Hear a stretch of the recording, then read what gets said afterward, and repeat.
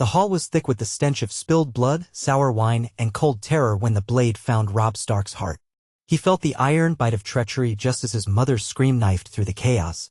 The drumbeats of the Red Wedding seemed to hammer straight through his skull, each thump a beat closer to death. He recalled the face of Grey Wind, his fierce direwolf, howling in caged fury. In those final moments, Robb remembered the snow-capped peaks of the north and the wind that carried the whisper of home. He remembered the words of his house, "Winter is coming," as the last flicker of life left his eyes. In that darkness, he was certain no more breath would fill his lungs. Death had come so suddenly, so viciously, yet there was no triumphant archangel to guide him. There was only a void of nothingness, a dark corridor with no promise of light at its end. It might have been moments, or it might have been centuries, in that emptiness. The concept of time dissolved. No heartbeat, no breath, no pulse of warmth. If there was any thought at all, it was a distant memory echoing in that void, the last reflection of a once proud son of the North. Then, somewhere, impossible to place, there was a spark. It was faint, like a distant lantern glimpsed through heavy fog. Robb reached for it in some way beyond mortal comprehension, though he had no hand or mind or physical presence to do so. He clung to the idea of life, or maybe it was life that clung to him. Either way, it drew him forward, or perhaps upward, until that spark became a flickering flame. Until it ignited him. He gasped as if dragged out of deep waters. The cruel air slashed his throat with a cold, metallic burn, and he choked, sputtering into his own blood. He could feel it on his lips, sticky and warm, only to realize he was no longer in the hall at the Twins, no longer lying among the dead and dying. He was somewhere cramped, enclosed, wrapped in linen strips that smelled of old sage and something bitter. He couldn't move at first, his muscles refusing to heed his mind's commands, his limbs leaden and lifeless as though rigor had begun to set in. An anguished, muffled cry escaped him, caught in the dryness of his throat. Pain burned through his chest, emanating from a wound he knew should have ended his life. A blurred shape moved above him, dim and indistinct, but gradually it morphed into the face of an old woman, lined with more wrinkles than he thought a single human visage could hold. Her eyes were milky, though not without a strange luminance, as though something stirred behind them that was beyond mere mortal sight. Her fingers, crooked like withered branches, brushed against his cheeks. She mumbled words in a language Robb had never heard, each syllable grated with age and power. A swirl of confusion consumed him. He was supposed to be dead. He had been killed. He'd felt the cold edge of betrayal, felt the world slip away. Yet here he was, lying on what felt like bare rock in some hidden crevice of the earth. The old woman bent over him, her breath rattling. He wanted to ask who she was, what magic she had wrought, but speech eluded him. He felt her bony hand press against his chest, right over the hole where the dagger had gone in. A jolt of searing heat flooded his veins. The agony was excruciating. He could do nothing but arch his back and scream, a raw, broken sound that reverberated through the rocky chamber. And then came a second wave, a coldness like 1,000 northern nights flooding his core, fighting the fire in his blood. Fire and ice warred inside him, unstoppable forces that threatened to tear him apart. Somewhere far away, in a dream or perhaps beyond it, he thought he heard the roar of a beast. A monstrous cry that could crack the sky. But it was gone as quickly as it came, and he was left trembling, soaked in sweat, the linen bandages sticking to his skin. Every part of him ached. His head throbbed with a pulse that hammered relentlessly as though trying to beat its way out. But he was alive. He was breathing. Eventually the old woman sat back on her haunches. She exhaled with what sounded like profound relief, or perhaps triumph. Her milky eyes pinned him with an unsettling intensity. "You were meant to die," she said, her voice as dusty as parchment. But the threads of fate twist for those who hold true north in their hearts. The old powers are stirring. They have chosen you. She paused, glancing at a basin of water that sat at the edge of the chamber. "Rest now. You'll need your strength." Robb drifted in and out of consciousness for days, maybe weeks. In fevered dreams, he was back in the great hall of the Twins, hearing the haunting notes of the Rains of Castamere. He saw Caitlin, his mother, her face frozen in a soundless scream. Then he would fall into deeper nightmares, lost in labyrinthine crypts under Winterfell, hearing the voices of his ancestors echo around him. Sometimes he heard the roar of a great beast, a roar that resonated not just in his ears but in his very bones. In those nightmares, he was both terrified and strangely comforted, as if something ancient was calling him home. When the fever finally ebbed, the old woman was there, spooning a rancid-smelling broth between his cracked lips. He coughed, wincing at the taste, but forced himself to swallow. He had no illusions that he could survive without her help. In those intervals of wakefulness, he learned that her name was Rella. She never spoke of a family name nor where she came from, only that she was a shadowbinder of some kind deep in the mountains south of the Vale. The light in her eyes was not madness, but something older, more potent, knowledge gleaned from ancient texts and rituals. The North is calling you, she would say, her voice laden with significance. But first you must find that which was promised. The one who answered your cry from beyond. Robb asked, who answered my cry? His voice was little more than a rasp, as weak as a newborn's. Each time she only shook her head, muttering words he couldn't grasp. He was too weak to demand more. He healed slowly, the gaping wound in his chest shrinking each day under Rella's potions and incantations. The scar that formed was jagged and blackened as if it refused to settle into a normal pink seam of healed flesh. It was a symbol of his stolen death. The wound, he realized, was not merely a physical mark but a gateway. Something had bound him to powers beyond mortal ken. He was no priest, no sorcerer, but even he could feel it, swirling in his blood like a restless current. Once he could stand on his own, albeit shakily, Rella led him out of the dank chamber where he had languished. They emerged into a narrow valley shielded by towering cliffs and thick forests where the morning fog clung to the tree trunks like pale ghosts. It was not the north, yet it was cold, perhaps because they were high in the mountains. A thin trail wound its way up the slope, disappearing into craggy outcroppings. She pointed to it. Up there is the next step of your journey, she said. You must go alone. He awaits you. Robb wasn't sure what she meant. Who is he? He asked again, but she only smiled the cryptic smile. She pressed a small pouch of dried meat and herbs into his hands. For strength, she said. He will know you. And you shall know him. Then she retreated into the shadows of her hidden abode, leaving Robb with nothing but questions. He tightened the cloak she'd provided, coarse and patched, but better than rags, and started up the rocky path. Each step reminded him of how weak he remained. The climb made his legs burn and sweat pricked his brow despite the chill. His thoughts churned. He reflected on the betrayals that had led him to the Red Wedding. Walder Frey, Roose Bolton, the Lannisters, they had conspired to kill him. Now the realm believed him dead. He wondered if any of his bannermen survived, if his sisters still lived, if anyone mourned him still. The heartbreak mingled with rage.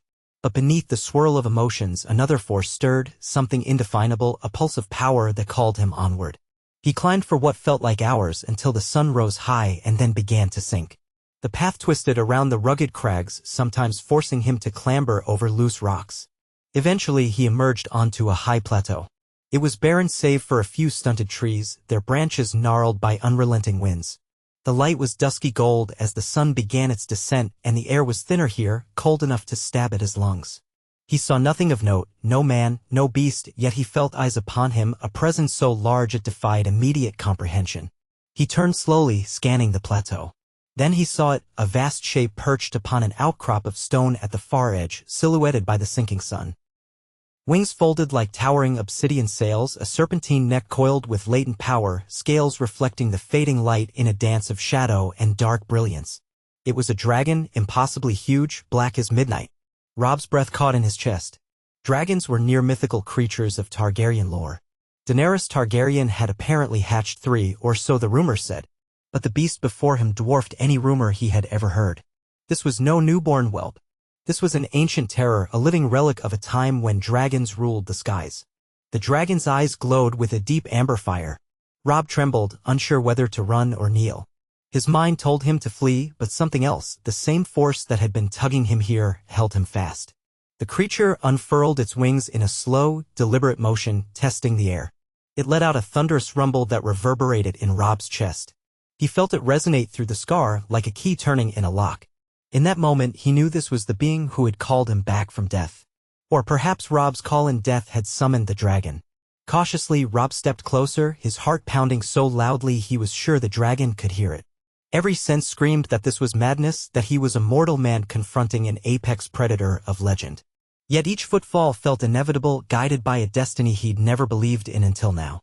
He stopped a dozen paces away, muscles tense to leap back if the dragon lunged. The creature lowered its immense head, snout inches from Robb's face, hot breath washing over him with the stink of sulfur and embers. Its gaze bored into him, searching, judging. Tom seemed to freeze. In that suspended moment Robb saw more than a beast. He saw intellect, ancient and unfathomable, behind those molten eyes. He saw sorrow, anger, hunger, and recognition. Without conscious thought he lifted a hand and placed it upon the scales of the dragon's snout. They were warm to the touch, smoother than he'd imagined. For the briefest instant, Robb felt a connection surge through his body, something akin to electricity but deeper, more primal. A sound akin to a distant quake rumbled in the dragon's throat as though acknowledging him. Fear warred with wonder in Robb's heart, but he did not pull away. Then the beast stepped back, spreading its colossal wings to their full expanse. It launched into the air, stirring up a gust of wind that nearly knocked Robb off his feet. The downdraft pummeled him, stinging his eyes, tearing at his hair. The dragon circled overhead, a living tempest blotting out the sun. Its roar shook the mountains, a clarion call that must have echoed through every valley for leagues around. Robb shielded his face, watching in awe as the creature descended once more, settling onto the plateau with earth-shuddering impact. Dust and stones rattled across the ground. Robb's heart drummed with a sense of undeniable fate. He understood now that the dragon wanted him to mount. The idea was ludicrous. He was no Targaryen. He possessed no birthright to command dragons. But something in the dragon's gaze said otherwise. The old powers, Rella had whispered. They had chosen him. Perhaps House Stark was not so far removed from the blood of the first men and the ancient magics of the north. Whatever the reason, a path lay before him that he could not ignore. He took a tentative step forward, pressing a hand to the black scales near the dragon's shoulder. The creature lowered itself, making the climb less impossible. Robb swallowed hard. The enormity of the dragon's body meant he had to leverage footholds in the overlapping scales just to hoist himself up.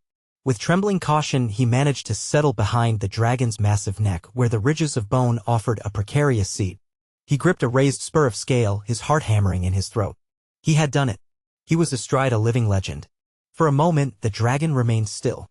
Robb could feel its muscles shifting beneath him, each movement a testament to ferocious strength.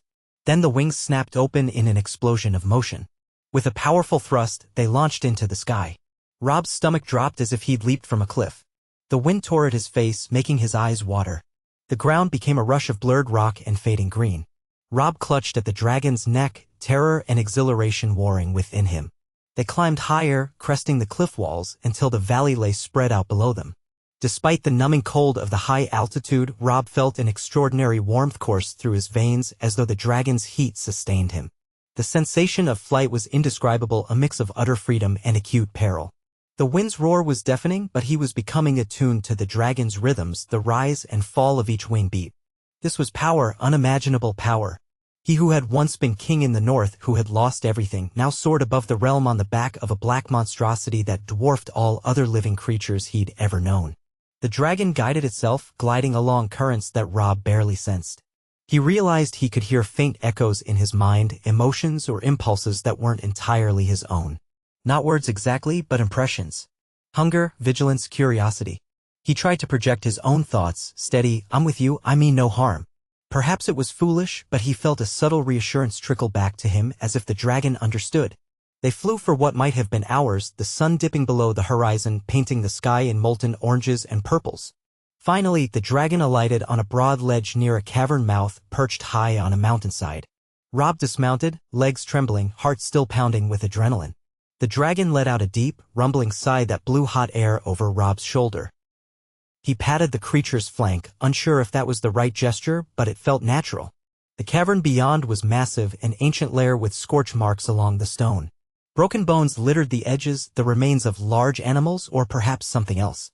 That night, Robb slept curled near the dragon's side, sheltered from the frigid mountain winds by the beast's radiant body heat.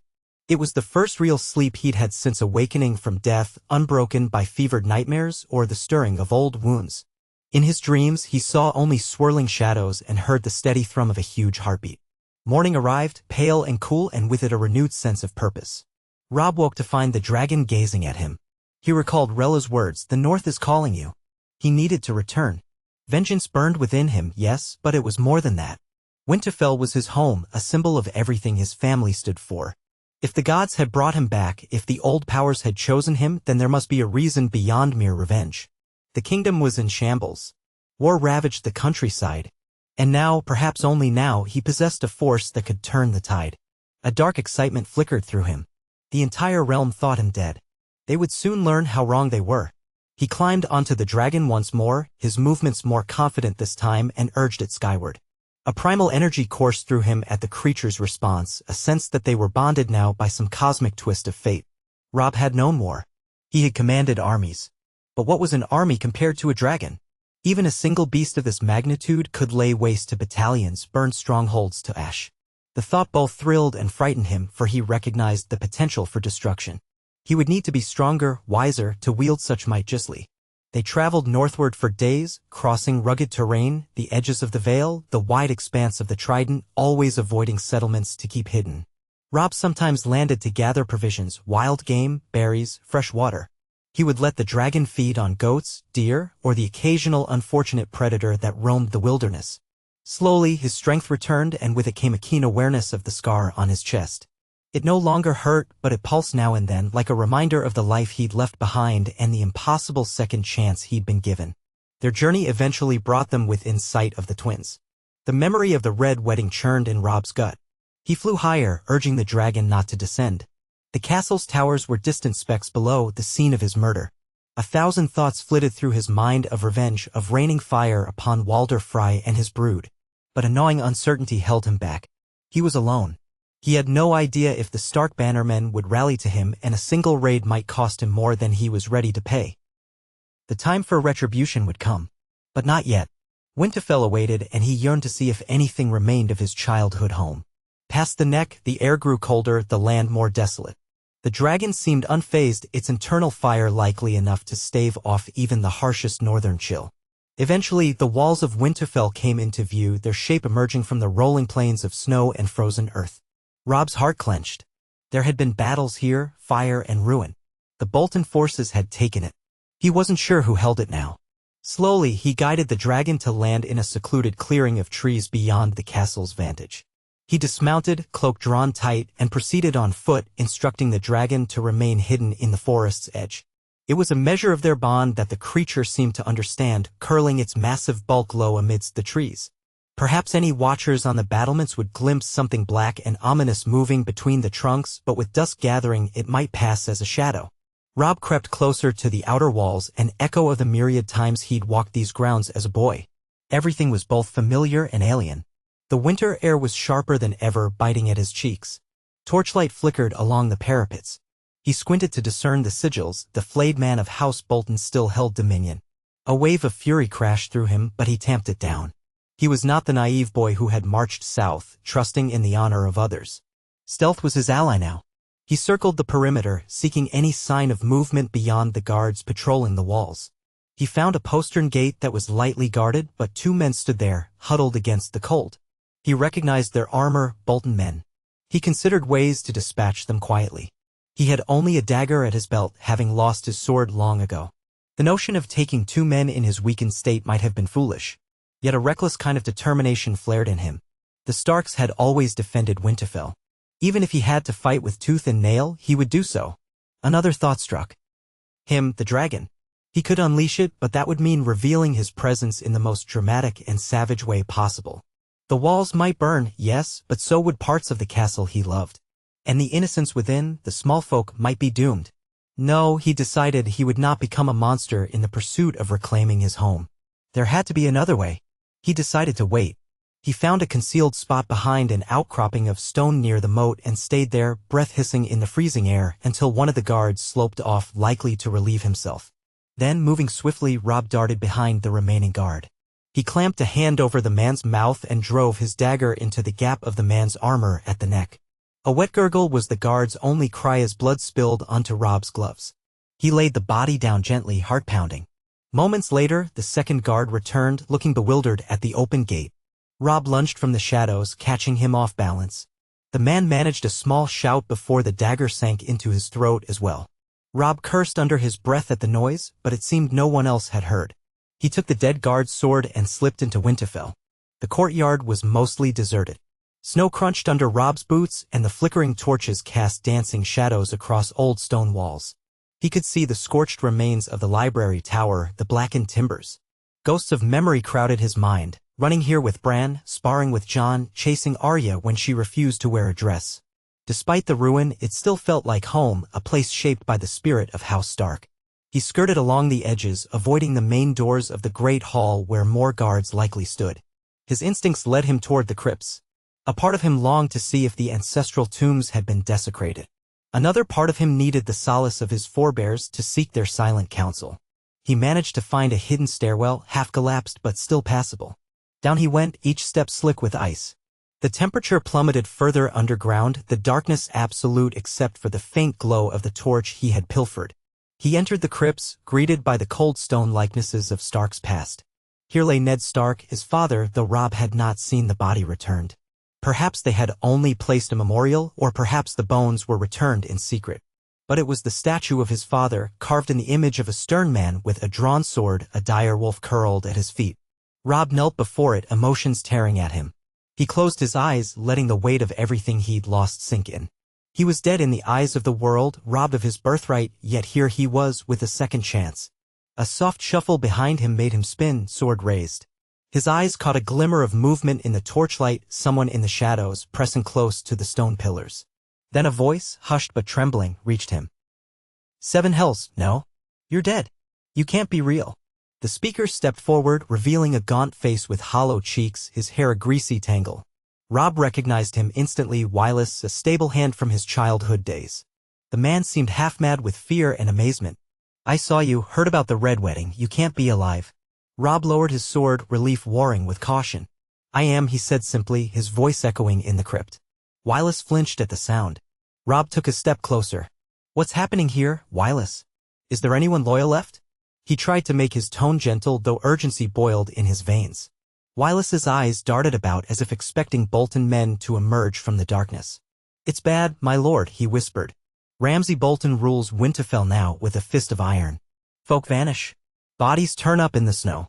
He locks himself in the great hall most nights with his hounds. The men, they're worse. The Drev Fort is what they know. The old ways. No mercy for any suspected of treason." A cold fury settled over Robb, sharper than any winter gale. Ramsay Snow, no, Ramsay Bolton now, was a name whispered in the north with dread. The bastard who tortured for sport.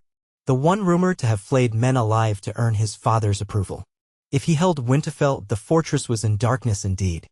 Robb clenched his jaw. "We have to rally our people, drive him out." Wylus let out a ragged laugh, half hysteria. "There aren't enough men left. The Boltons keep everyone starved and afraid. If there are loyalists, they're too scared to show themselves. Where would we even find an army?" Robb felt the pulse in his chest, the primal connection to his dragon. In that moment, he knew exactly where his army lay. He set a hand on Wylus's shoulder. "Stay hidden," he ordered. "Gather those who still remember House Stark, who still believe in the North's honor. Do so quietly. I'll return when the time is right. And then we will free Winterfell." He rose, took one last look at his father's statue, and turned to leave. The crypts had provided the solace he needed, the reaffirmation of who he was.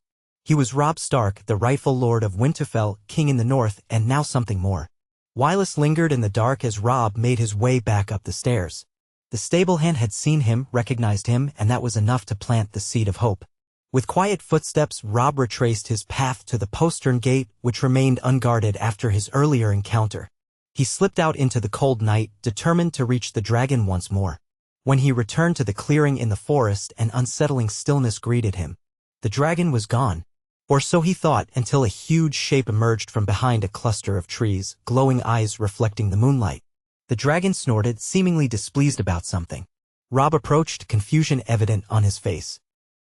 But as he neared, he spotted fresh blood staining the snow and the remnants of what looked like a flayed corpse, Bolton armor rent apart, the flesh within charred and half devoured. Robb's stomach lurched. The dragon must have defended itself from a patrol. Perhaps the Bolton men had spotted it or foolishly tried to attack. Regardless, their bodies were now unrecognizable. A grim satisfaction warred with horror in Robb's heart. He laid a hand on the dragon's flank, feeling the tension in its muscles. "You did what you had to," he muttered. The beast huffed a small burst of black smoke. He mounted quickly, guiding the dragon out of the forest with a few powerful wing beats. They soared over the snows, away from Winterfell. He needed a place to gather his thoughts and plan. The old Stark holdfast of Deepwood Motte, or maybe the secluded hills near the source of the White Knife, anywhere he might hide while he rallied supporters. The North was large, and though ravaged by war, pockets of loyalty to House Stark had to remain. Once, Robb had commanded many bannermen. If he could convince them he was truly alive, if he could show them the might of his dragon. Over the next several weeks, he traveled the North in secret, landing in remote glens, small hamlets, or deserted hilltops. He revealed himself only to those he trusted absolutely, a handful of house guards who had fled Winterfell, a few scattered members of the old nobility who had avoided the Bolton's wrath. Their reactions mirrored Wylis's: disbelief, awe, and then an outpouring of renewed devotion.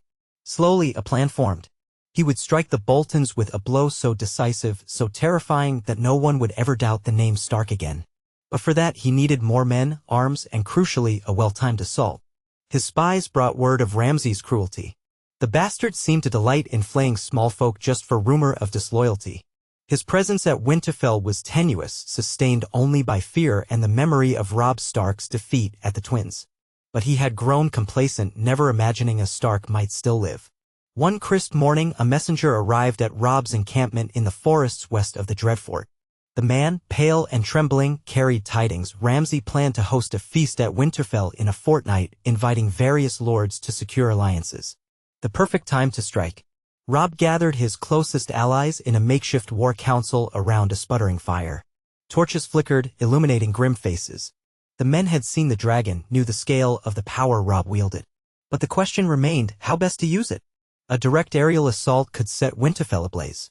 That might rid them of Ramsay, but it would also destroy the seat of House Stark. They needed a more surgical approach. Let Ramsay gather his guests, believing himself unassailable. Then Robb and his dragon would make their presence known.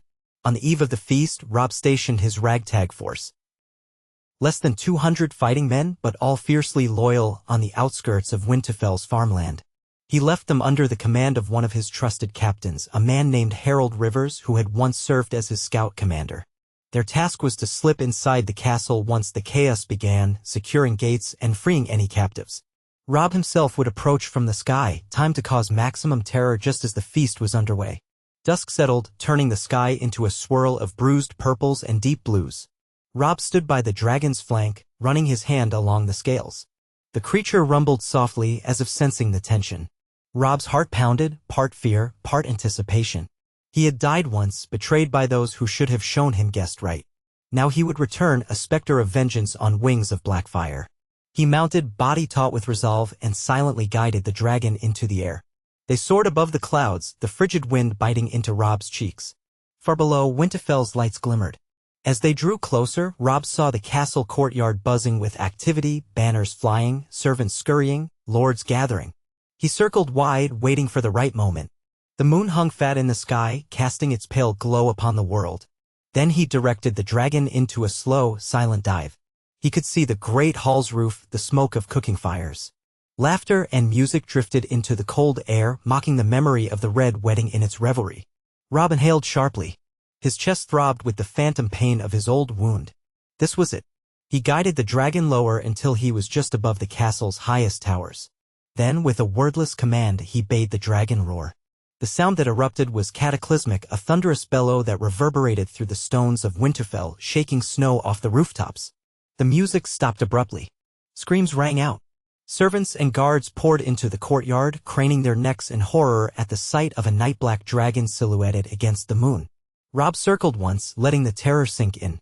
He spotted men running for the walls, archers fumbling with bows. He had anticipated this. Arrows soared skyward, but in the darkness and the dragon's speed, most missed by a wide margin. A few rattled off the dragon's armored scales without effect. Robb guided his mount to the great hall's entrance, landing in a whirlwind of rubble and snow. Guards rushed forward with spears. The dragon unleashed a torrent of black flame that consumed them, leaving only shrieks and the smell of burning flesh. The taste of ash filled Robb's nostrils. As horrifying as it was, he steeled his heart. He slid off the dragon, sword at the ready. Men were shouting all across the courtyard, calling for reinforcements. Ramsay's men tried to form a shield wall, but their terror was evident. A monstrous roar echoed once more, shaking the very air. Then, from the darkness of the outer gate, Robb's loyal fighters poured in, ambushing the disoriented Bolton guards. Steel clashed and blood splattered across the snow. Robb headed straight for the great hall, cutting down a guard who stumbled in his path. Inside, the hall was a scene of pandemonium. Lords scrambled beneath tables, servants ran screaming for cover, and a few men in fine clothes brandished swords, forming a chaotic defense. At the high table stood Ramsay Bolton, pale-faced and wide-eyed, a sneer of disbelief twisting his lips. "Impossible," he hissed. "I killed you. You're dead." Robb advanced, blood staining his blade. The room fell silent in the wake of his terrible presence. "The North remembers," Robb said, his voice tight with contempt. "And now you'll answer for your crimes." Ramsay bared his teeth in a feral grin, though his eyes flickered with fear. "You think one dragon can protect you from me?" He spat, though a tremor belied his bravado. "I flay dragons the same as men." Robb lunged. Their swords clashed, metal ringing off metal. Ramsay fought with a cruel, reckless style honed by years of tormenting hapless victims. He slashed at Robb's wounded side, forcing Robb to dodge. But Robb had been trained by Roderick Castle, had fought on countless battlefields, and though he felt a lingering weakness from his resurrection, he channeled the fury and righteousness burning in his veins. He pressed the attack, forcing Ramsay back step by step. Bolton's soldiers attempted to close in, to aid their master, but the dragon's roar outside unsettled them, and Harold Rivers' men surged in to intercept, locking the guards in fierce melee. Tables overturned, food and wine spilling. Laughter replaced by screams. Robb could see the madness in Ramsay's gaze, a cornered animal with nowhere to run. Ramsay feigned a high slash and then darted low, aiming for Robb's thigh. The blade nicked flesh, drawing a hot flare of pain. Robb gritted his teeth, countering with an overhead strike. Ramsay barely parried. Sparks flew. The flayed man of House Bolton was cunning, but Robb sensed desperation creeping into his opponent's movements. Another few blows and Ramsay's guard dropped for an instant. Robb seized the opening, driving his sword into Ramsay's side. Ramsay gasped, eyes bulging with pain. Robb twisted the blade, fueled by memories of the horrors inflicted upon his family and people. With a savage yank, he pulled the sword free. Ramsay collapsed to his knees, blood pouring from his mouth. His sneer was gone, replaced by shock and agony. He tried to speak, but only a weak gurgle escaped.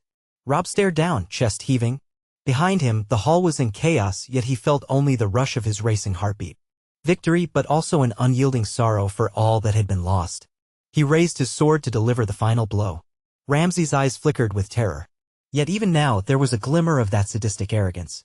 "You can't kill me," he choked out, blood spattering his chin. "I am the dread. Robb ended his sentence forever, severing Ramsay's head with a decisive strike. The body toppled forward, blood pooling across the stone floor, soaking into the rushes. For a heartbeat, no one moved. Then a ragged cheer went up among the loyalists. The Bolton soldiers, seeing their leader dead, began throwing down arms or fleeing. Outside, the dragon roared again, as if marking the end of a bitter chapter in the North's history. By dawn, Winterfell belonged to House Stark again. Robb's men worked through the night to quench fires and tend to the wounded. Those who had suffered under Bolton rule emerged from hiding, some weeping at the sight of the direwolf banners that were hastily hung once more. Robb himself stood in the courtyard, near the great gates, where the dragon had settled. Its immense form loomed over the keep, black scales reflecting the morning light like obsidian shards. The North had seen many horrors, and the sight of a dragon was sure to spark both terror and awe. But Robb believed that in time, the people would come to see it as a symbol of their liberation, a testament that the blood of the first men and the old magic ran strong in the veins of House Stark, or at least in him. For he was no longer the boy who had ridden off to war, seeking justice without truly knowing the price. He had paid that price in blood, lost everything, and returned from the shadows on the back of a monstrous, magnificent beast. With Ramsay slain and Winterfell reclaimed, the great lords of the North who had survived began to trickle in, pledging anew to their resurrected liege. A hush invariably fell over them when they saw Robb's scar, the ragged wound that should have claimed his life, and when they glimpsed the dragon coiled in the courtyard. Some asked in hushed tones if he were still human. Others whispered he had been touched by the gods. Robb answered none of those questions directly. He embraced those who knelt to him, thanking them for their loyalty. The war was far from over. Roose Bolton might still live, hidden or on the run. The Freys still infested the twins, and the Lannisters in the south would surely not stay idle once they learned of a dragon in Stark hands. But for the moment, he allowed himself a moment of peace. He walked the battlements, letting the biting northern wind wash over him. The memory of his father, mother, and siblings weighed heavily. He stood on the ramparts where Ned Stark had once watched the first snowfall of winter. He clenched a gauntlet hand against the cold stone. "I'm home," he whispered to the wind, to the ghosts who had guided him. "We will set things right." Below, the dragon stirred, raising its massive head to regard him. The beast's eyes glowed like embers, and Robb felt that subtle mental echo once again. A shared sense of triumph, caution, and an unspoken bond. He thought of what lay ahead. Rallying the North, securing alliances, possibly turning his gaze toward the Iron Throne itself. Did he even want it? The desire for vengeance against the Freys and the Lannisters burned hot, but he also felt the gravity of the power he wielded. A dragon was not just a weapon. It was a living force of nature. To unleash it meant risking devastation that might mirror the horrors inflicted on his own house. Yet if the realm was to learn one thing, it was that the North was not broken. Robb Stark had returned from the grave, and he was no longer a man to be trifled with. Whatever came next, he would face it not as a naive king but as one reborn in fire and tempered by death. The warmth in his chest, at odds with the chill air, reminded him that the old powers had chosen him, for better or for worse. That night, he stood in the ruined Godswood, the heart tree's red leaves trembling in the moonlight. Snow drifted across the silent grove, and the face carved into the ancient weirwood regarded him with ageless, watchful eyes. Here, in the sacred hush of the old gods, he offered a silent prayer for guidance, for the souls of those lost, and for the strength to protect what remained. He knelt in the snow, pressing his forehead to the rough bark. He was a Stark, and Winterfell was theirs again. That was a start. He felt a presence at his back. Turning, he saw his dragon crouched at the edge of the Godswood, steaming breath coiling in the winter air. Once such a sight would have been unimaginable. Yet here they were, two living contradictions brought together by fate, each a testament to the realm's shifting balance of power. Robb rose and placed a hand on the dragon's scaled muzzle. The creature closed its eyes for a moment, as if in quiet acceptance. In the days that followed, ravens flew to every corner of the North, carrying messages written by Robb's own hand. Each bore the Stark seal, proclaiming the return of the rightful Lord of Winterfell, the king in the North. Some doubted, claiming it was a trick. Others remembered the old ways, the stories of skin changers and wargs, the PWER that ran in the blood of the first men. If the rumors of a giant black dragon under Stark command were true, they said, then the old world was waking indeed. Those who read the raven's tidings either trembled or rejoiced. Word spread south, inevitably reaching the Iron Throne, sparking alarm in the halls of power. The Lannisters had thought the Stark threat extinguished. Now they faced the possibility of dragons not just across the sea with Daenerys Targaryen, but also rising in the north. The court at King's Landing seethed with rumors, courtiers speculating whether this was a harbinger of a new age of dragons. Meanwhile, the Freys at the Twins must have felt a chill hand grip their hearts. Their betrayal was infamous. The North remembered, and somewhere in a dark corner of the realm, Roose Bolton, if he still drew breath, would know that his son lay dead, Winterfell lost, and the son of Ned Stark reborn as a force beyond mortal reckoning. Robb spent his days rebuilding what he could. He had a new maester recruited from the Citadel, an elderly man named Hallgrave, who arrived both excited and terrified. Together, they began to assess the damage to Winterfell's structures, planning repairs to the collapsed walls and burned towers. Small folk drifted back, tentatively at first, then in greater numbers as word spread that the Boltons were driven out. It was not an easy transition. Supplies were short, food was scarce, and winter threatened to tighten its grip. Yet each new day brought a renewed sense of purpose. The battered winter roses in the glass gardens began to bloom again, tentatively showing their petals to the pale northern sun. A symbol Robb dared to hope of renewal. He spent hours each dawn in the training yard, honing his sword skills and testing new armor.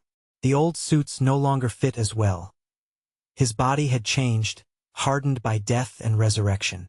The black scar on his chest sometimes pulsed, especially when he mounted the dragon for short flights around the perimeter. He supposed it was some lingering mark of the sorceries Rella had performed, a tether to the dragon's spirit. He felt a sense of guilt mingled with gratitude. He had not asked to be resurrected, but here he was. How could he squander this gift? Night after night, his dreams were filled with ancient images.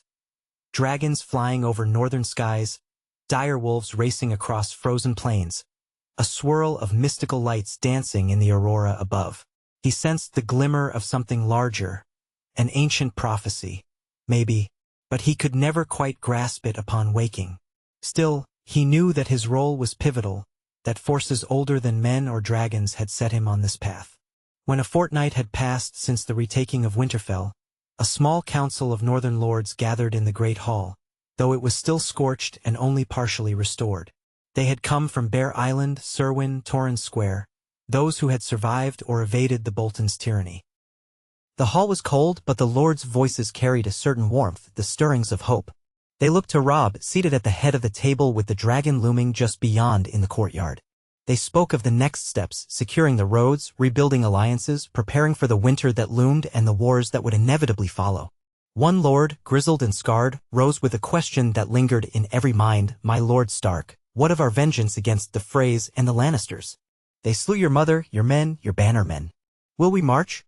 Silence followed, all eyes on Robb. The fury that had once consumed him rekindled, but he tempered it with the lessons learned. "We will have our justice," he said, voice calm but firm. "But not as we did before, marching blindly into traps. The North is wounded. We must rebuild, gather our strength. When the time is right, the Freys and those who aided them will face the wrath of the North and feel the fire of my dragon if they dare stand against us." At that, a murmur of approval rippled through the hall. It was not bloodlust alone, they understood the need for caution. They had followed him before and lost dearly. Now, they saw Robb Stark, who had returned from death, tempered by loss, wielding a weapon of unimaginable power. They would follow him again, but this time wariness mingled with loyalty. In the courtyard afterward, Robb found himself standing by the dragon, running a hand over its scales. The moon was full overhead, bathing Winterfell in silver light. He felt the presence of his ancestors in the old walls, in the looming shape of the first keep. He looked up at the sky, wondering if somewhere out there, Daenerys Targaryen flew her own dragons. Perhaps the day would come when he would have to confront her, or form an alliance. For now, he focused on the task at hand. He had reclaimed his home, avenged his mother upon Ramsay Bolton, and sparked hope anew in the north. But the game was far from over. The realm would soon learn that Robb Stark lived, that he commanded a giant black dragon, and that the king in the north was no mere mortal man. Rivals would plot, enemies would gather, and the threat beyond the wall still loomed like a quiet storm. But Robb felt no fear. Winter was coming, and this time the north stood strong. He placed a palm over his scar, the constant reminder of his death and resurrection.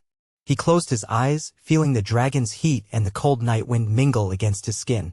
He was Robb Stark, reborn as both king and Dragonrider. He would face whatever darkness waited beyond the horizon, for himself, for his family's memory, for the north. And no matter how the winds of fate blew, no matter what blood would yet be spilled, one thing was certain: a Stark always pays his debts of honor, and the fires of his dragon would light the path to justice. Robb woke before dawn on the morning after Winterfell's retaking, surfacing from a dream in which he was running through the halls of the old keep as a boy, chasing Arya with a wooden sword. For a moment he felt only simple relief and contentment to be home, until his scar gave its soft, pulsing throb, reminding him of death and the power now bound to him. The memory of the dragon's roar, the screams in the great hall, and Ramsay Bolton's head rolling across the floor replaced the childhood vision. With a steadying breath he rose from the straw mattress where he had slept. The solar he occupied was half-burned, the walls blackened by the fires of past battles, but it was a bed in Winterfell, and for that he gave quiet thanks. In the corridor outside, a handful of guards stirred at his appearance, bowing stiffly. They were men he had once known, old survivors who'd hidden or fled when the Boltons came, and they still wore that half-disbelieving look in their eyes whenever they saw him. He offered them a somber nod in return. His footsteps echoed on cold flagstones as he made his way to the courtyard. He could see the first pink hints of sunrise over the battlements, the sky striped with faint silver clouds. The wind, sharp with the tang of deep winter, whipped his hair as he paused at the top of a short stair leading into the yard. Below, a few dozen men already stirred. They were clearing rubble, prying away shattered beams, carrying broken shields into piles. A push to restore Winterfell had begun in earnest, though it would take many hands and considerable time to make it truly whole again. He looked across the yard to where the black dragon, massive and still unsettling to behold, reclined near the eastern wall, coils of steam rolling from its nostrils into the chill air. That living mountain of obsidian scale seemed almost calm, though watchful. Whenever Robb entered its line of sight, the beast's head would lift and those glowing amber eyes would settle upon him with a penetrating awareness. This morning was no different. Robb inclined his head, greeting it silently. The dragon made a low rumble in response, a sound that reverberated through the cobblestones underfoot. He descended the stairs, ignoring the curious glances of onlookers. Even after weeks, the sight of their returned king mingling with a dragon in the courtyard had not lost its power to shock. Yet there was also a subtle undercurrent of pride, as though the North, battered and broken, had uncovered a secret strength that rivaled anything the South might muster. A few even dared to smile as Robb passed, their breath pluming in the cold. He gave them the smallest nods and pressed on. He approached the dragon cautiously, mindful of the lethal power curled beneath those folded wings. Though the beast had accepted him, indeed, saved him from death itself, he did not take its tolerance for granted. As always, he laid a hand against the warm scales near its foreleg. The dragon's great head swung toward him, rumbling softly. He felt the faint, ineffable stir of shared emotion, more sensation than words, as though the dragon recognized his mood. Today, he sensed a readiness in the creature, an eagerness that mirrored his own restlessness. Perhaps it wanted to fly, to hunt, to reclaim the skies. He whispered a near-silent greeting, acknowledging its might. "My lord," came a voice behind him. He turned to see Harold Rivers, his scout commander. The man wore a thick cloak of patched fur, and though he was older now than when he had served under Robb's banner in the early days of the War of the Five Kings, his eyes gleamed with renewed purpose. "The lords are gathering in the great hall. They'll want to see you before we start the day's tasks." Robb nodded. "I'll come," he said, briefly sliding his hand away from the dragon's scales. It wouldn't do to keep his bannermen waiting. The North was tenuously stitching itself back together, and he had to lead them with more care than he'd shown in the past. Impetuous decisions had cost him everything once before. He left the dragon in the courtyard. At the great hall's entrance, a pair of newly outfitted guards stood watch. They opened the doors at his approach. He entered and found the hall far from the grand feasting place of his childhood. Many tables were broken or scorched, the walls still bore black streaks, and the floor was pocked with dark stains from old blood. Yet a handful of braziers glowed near the dais, and some attempts at cleanliness were evident. A large table, newly constructed from salvaged planks, stood near the front, ringed by men and women he recognized or had at least heard of from his father's days. Lord Manderley was there, clean-shaven for once, with a thick cloak and a belly that still proclaimed his fondness for rich food. Lady Barbary Dustin of Barrowton wore a grim expression, while Lord Serwyn, slender and hollow-eyed, sipped from a cup of mead. A half-dozen others were present as well, survivors of the savage purges that the Boltons had unleashed. Not all the once proud houses of the North had responded to Robb's renewed call, either out of fear or disbelief, but these had come quickly. They rose when Robb entered, not quite a king's guard of thousands, but men and women with power enough to help restore some measure of order. "My Lord Stark," Manderley said, bowing stiffly, "we've word from our riders. A small party of free folk has been sighted in the lands south of the Wall, near Long Lake. They're moving south, strange tidings. Beyond that, there's rumor of some disturbance near the last river. Possibly bands of the loyal hill clans who scattered during the Bolton occupation. They might rally to us if we can prove we can protect them." Lady Dustin spoke next, her tone edged. "We also have tidings from the south. A raven arrived late last night, from a maester at Moat Cailin. He warns that Walder Frey's brood stirs. Some of the Freys are massing at the Twins, forging new alliances. Perhaps they fear you, my lord, or they plan to strike first. Hard to say. The raven claims they've even begun fortifying the crossing more heavily." The mention of the phrase kindled a cold anger in Robb's chest, though he kept his face carefully neutral. He approached the table, resting his palms on it. The wood was still rough, like everything else about their battered seat of power. "Walder Frey will not go unpunished forever," he said. "But our first priority is ensuring the North is safe and that we have the supplies to outlast this winter." Food stores are dangerously low and many holdfasts are deserted. We'll need to re-establish order across our own lands before we look south. Serwyn lifted his gaze, nodding. You speak sense, your grace. The people are frightened, hungry. They'll need strong leadership if we're to hold them together.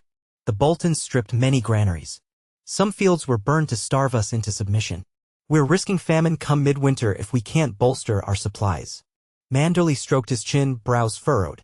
We could try fishing the White Knife more intensively, shipping catch to Winterfell, but that alone won't feed the entire region. We'll need more farmland tended or a supply line from less ravaged areas. That means we must secure the roads again. Lady Dustin folded her arms. Then there's the question of how you'll handle White Harbor itself. The city's one of the largest in the north, but we haven't had a proper muster or direction for months. The Boltons forbade large gatherings, suspicious that men would rise against them. She paused, assessing Robb's expression. They were probably right to be suspicious, she added, half smirking. Robb let out a slow breath. The tasks ahead felt monumental, rebuilding the north from ruin, balancing the immediate need for vengeance with the need for stability. He remembered how the southern lords had once mocked the north for being too big and too sparse, yet now that vastness gave him time to breathe, time to consolidate before the next storm. I'll send word to White Harbor that the city is ours again, that the Boltons are defeated, he said. Lord Manderley, I charge you with drafting the letter to your son Wylis if he's still there or any kin who can coordinate food shipments. The city is the best chance at providing essential goods until our farmlands recover. Manderley inclined his head. At once, my lord. I also want each of you to dispatch riders to your lands, Robb continued. Gather manpower for a spring muster. We'll not move south in the heart of winter, but I won't ignore the phrase forever. Once we secure the north, I intend to settle that bloody debt. There was a chill in his voice at that. He saw a flicker of agreement and relief among those gathered. They had all lost friends, kin, or dignity to the phrase treachery. Then Harold Rivers, who had followed Robb into the hall, stepped up. My lord, there's the matter of these free folk seen south of the wall. Would you have us send men to intercept or treat with them? The question brought Robb's mind to the wall itself and to Jon, who might still be the Lord Commander if rumors were true. He thought of the stories swirling about the White Walkers, the undead threat that once seemed mere myth. Even Ned Stark, for all his honesty, had not put much stock in such tales. But the war had changed everything, and the world felt ripe for impossible horrors. If there are free folk crossing, it's with permission from the Watch or in defiance of it, he said. We'll send outriders to learn their numbers and their intentions. If they seek refuge, we can't simply slaughter them, not after all we've been through. But be cautious, some might turn to raiding if they're desperate. Harold bowed in acknowledgement. I'll see it done. One by one, the lords and ladies laid out their additional reports, small-scale skirmishes with lingering Bolton loyalists, holdfasts that required leadership, sightings of bandits near the eastern mountain passes. Each new problem wove a tapestry of troubles, and Robb did his best to address them with measured decisions. When the meeting concluded, they began filing out, beginning their day's tasks. Robb found himself standing with Lady Dustin in a moment of quiet. She regarded him openly, her gaze flicking to the scar just visible at his throat. They whisper that you died, she said bluntly. They say you've come back touched by the old gods or by powers older still. I see the truth is not far from rumor's shape. Robb kept his face impassive. He had never trusted Barbary Dustin entirely. She had old grievances with House Stark, especially regarding Ned and the loss of her husband in Robert's rebellion. But she had come to him now, seeking to restore order or perhaps to put herself in a position of power. The truth, he replied, is that I was murdered at the Twins. Then, by some ancient magic, I returned. I can't speak for the gods, but I'm here. My heart beats, my mind is clear. Her eyes narrowed, though not in hostility, more in fascination. And the dragon? A beast of legend, bound to me by that same power. I'm no Targaryen, but the North has its own secrets. He shrugged, intentionally vague. He did not wish to share the full truth of the Shadowbinder's role, the raging war of ice and fire in his veins. That knowledge was for him alone. All that matters is that it flies beneath the Stark banner now. She studied him, and for a moment he thought he glimpsed respect in her eyes, overshadowed by a wariness that suggested she was not entirely convinced. But she said nothing further, giving him a curt nod before moving off to see to her own concerns. Robb watched her go, exhaling slowly. That was the dance of politics. Carefully balancing trust and caution, especially among the fractious lords of the North who had been scattered for so long. He left the hall then, stepping back into the cold. The sun had fully risen, glinting off the patches of fresh fallen snow. High above, the towers of Winterfell looked grim but hopeful as though standing watch over the battered keep. Men lugged timbers and stone, cursing cheerfully in the frosty air, working on makeshift repairs to battered walls. The dragon eyed them from a distance, occasionally shifting its enormous tail with a scraping sound over the frozen courtyard. When a few braver souls ventured near the beast, it would snort steaming breath as if to warn them not to press their luck. They scurried away and Robb had to suppress a faint smile. Such a presence would keep the fortress safer than any army's watch. He made his way to the armory where blacksmiths hammered scrap metal into workable swords and spearheads. One of them, a burly man named Tolman, paused in his labor to greet Robb. He asked if the king in the north needed anything reforged or improved. Robb hesitated, glancing down at the sword at his belt, the steel of one of Ramsay Bolton's men, taken during the retaking of Winterfell. It was functional, well-crafted, but it did not feel like his own. His old blade had been lost or pillaged at the Red Wedding. "I need a new sword," he said, realizing the significance of that statement. "Good northern steel if you have it." Tolman nodded fervently. "Aye, my lord. We'll do you proud. Might take some time to gather the right materials, but we'll see it done. Until then, keep that sword close. The metal's not half bad, even if it belonged to scum." Robb thanked him, moving on. He could still feel the watchful eyes of the men around him.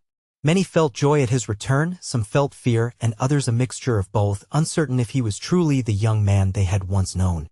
Had the horrors of betrayal and the brush with death changed him so deeply? He knew the answer was yes. Whatever boyish illusions he once carried were gone. Stepping through a half-collapsed arch, Robb reached the godwood. He paused, inhaling the cool air that smelled of pine and snow, the hush of the sacred space enveloping him like a cloak. The heart tree, old and haunting, stood at the center, its carved face gazing into eternity. Scarlet leaves fluttered in a light wind, drifting onto the frozen pool at its base. Robb approached slowly, the hush seeming deeper here, as if the old gods themselves held their breath. He let his gloved hand brush the trunk of the weirwood. The faint ridges beneath his fingers felt alive, pulsing in time with the quiet hush of his mind. His father had prayed here, as had countless Starks before them. He remembered how Catelyn Tully had been an outsider to these ways, though she had tried to respect them. She was gone now, just as his father was gone, but their spirits felt nearer here than anywhere else. "I am home," he murmured, forcing his voice low as though the old gods might be listening. "I've reclaimed Winterfell for our family. Yet so much remains undone." A breeze stirred the branches. He closed his eyes, letting the stillness soothe him. In that moment, he thought he heard a whisper, a distant echo, as though the tree itself tried to speak. It might have been only the wind, but he felt a subtle tug in his chest, near the black scar. He inhaled sharply. He often felt the scar throb when he was near the dragon, or in moments of heightened emotion, but this was different.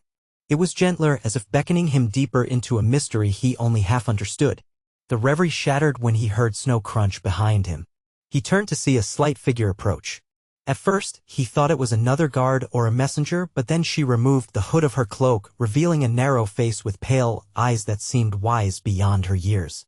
She wore leathers and furs, with a dagger at her hip, and her hair, a dusky brown, was braided back from her forehead. She bowed her head. "My lord. Apologies for disturbing your reflection. I am Rowan, a warg from the mountains." He had not known any such person was within the castle walls. He regarded her warily, uncertain how she'd arrived in Winterfell. "A warg, you say? Are you with one of the mountain clans?" She nodded.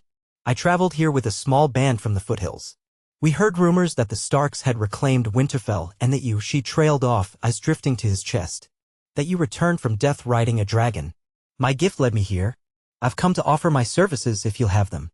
He studied her, noticing the quiet confidence in her gaze.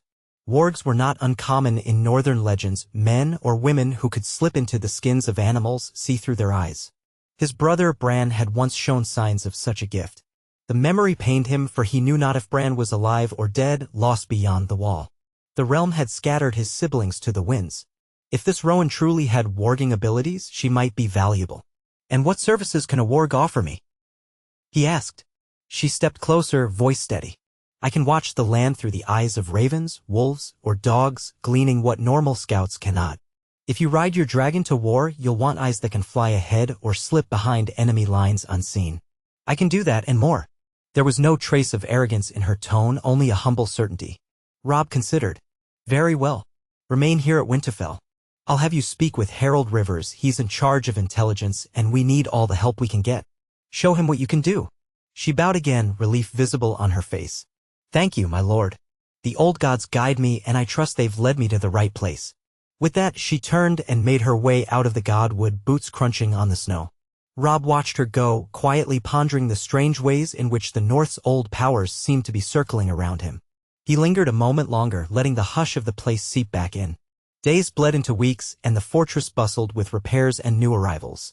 The roads were still dangerous, but word spread that Winterfell was free of Bolton rule. Though battered, Winterfell offered a beacon to the scattered folk who had hidden from flayed-man banners. A slow stream of survivors trickled in, peasants seeking shelter and meager work, blacksmiths and huntsmen who had fled to the deep woods, minor lords and sworn swords who had lost everything to Ramsay's cruelty. Each night, the great hall hosted some form of communal meal, even if thin stew was all they had, to remind everyone that Winterfell's doors were open once more. The dragon's presence cast an undeniable aura over it all. Sometimes it soared off at dawn, hunting wild goats in the mountains or fishing in the lakes, returning at dusk with fresh kills that frightened the small folk. Robb maintained a mental link to the beast, sensing its general direction, feeling its distant surges of hunger or contentment. He wondered if this was how the ancient Targaryens had felt, forging such bonds with dragons. It was a heady power but also deeply isolating. Who could understand the swirl of alien thoughts that occasionally brushed his mind? In stolen quiet hours, he practiced with the sword in the training yard. His old reflexes returned, though his body felt changed. Muscles that had once been honed by daily drills were stiff from the long convalescence, from the unnatural sleep of death. Slowly, he regained the skill that had made him formidable. Time and again, he drove himself to the edge of exhaustion, hammering away at wooden targets or sparring with guards who volunteered. He pushed until his heart thundered, testing how far the resurrected body could go. The black scar would twinge, but never fully open. Each day, he felt more his own master again. Meanwhile, Rowan, the warg, proved her worth. She sat in quiet corners, eyes rolled back in her head as she drifted into animal shapes. Birds soared above Winterfell's ramparts under her control, scouting for miles. Wolves prowled the outskirts of the holdfast, sniffing out potential threats. Herald Rivers praised her skill, reporting that some pockets of stray Bolton loyalists were found and routed with minimal conflict. She sees more than any scout could, he told Robb one morning as they stood on the ramparts. There's talk among the men that the old magic flows stronger now that you've awakened it by your return. Robb looked out over the glimmering white plains. Let them talk, he said. If it gives them hope or at least respect for the powers that side with us, so be it. On a brisk afternoon, ravens arrived from Castle Black, dark-feathered messengers carrying messages sealed with black wax. Robb accepted the scrolls from a breathless maester and stood reading them in the yard, the winter sun casting long shadows. The first was a letter from Jon Snow, who confirmed he was indeed Lord Commander. Robb's heart clenched painfully at the sight of Jon's neat script. He had never considered Jon's path. His half-brother, or so they had believed, had gone to the Night's Watch while Robb marched south. So much had changed since then. The letter held tidings that the wildlings were crossing with the Watch's grudging permission, led by a man named Tormund Giantsbane, fleeing some encroaching terror. The White Walkers, Jon claimed, were real, an army of the dead forming beyond the wall. He entreated anyone with influence in the north to prepare, to stand with the Watch, for winter was no longer just a season but a looming cataclysm.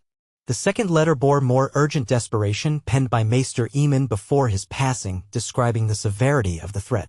Robb felt a chill deeper than any northern wind as he lowered the parchments. There was a time he would have scoffed, but not now, not after having glimpsed the edges of impossible magic. If Jon spoke truly, and Jon had never been one for falsehoods, then the realm was in peril beyond the petty wars that consumed it. The dead walking, the others that old Nan's tales had warned of.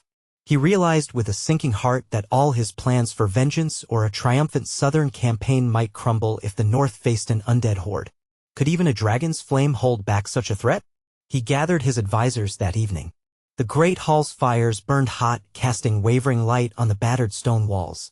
Lords Manderly, Serwyn, and Dustin were present, as well as Herald Rivers and Rowan. Robb spread Jon's letters on the table. The Night's Watch claims the White Walkers are real, that an army of the dead marches behind them, he said grimly. They beg for help, men, supplies, anything. Rowan exhaled, her eyes flickering.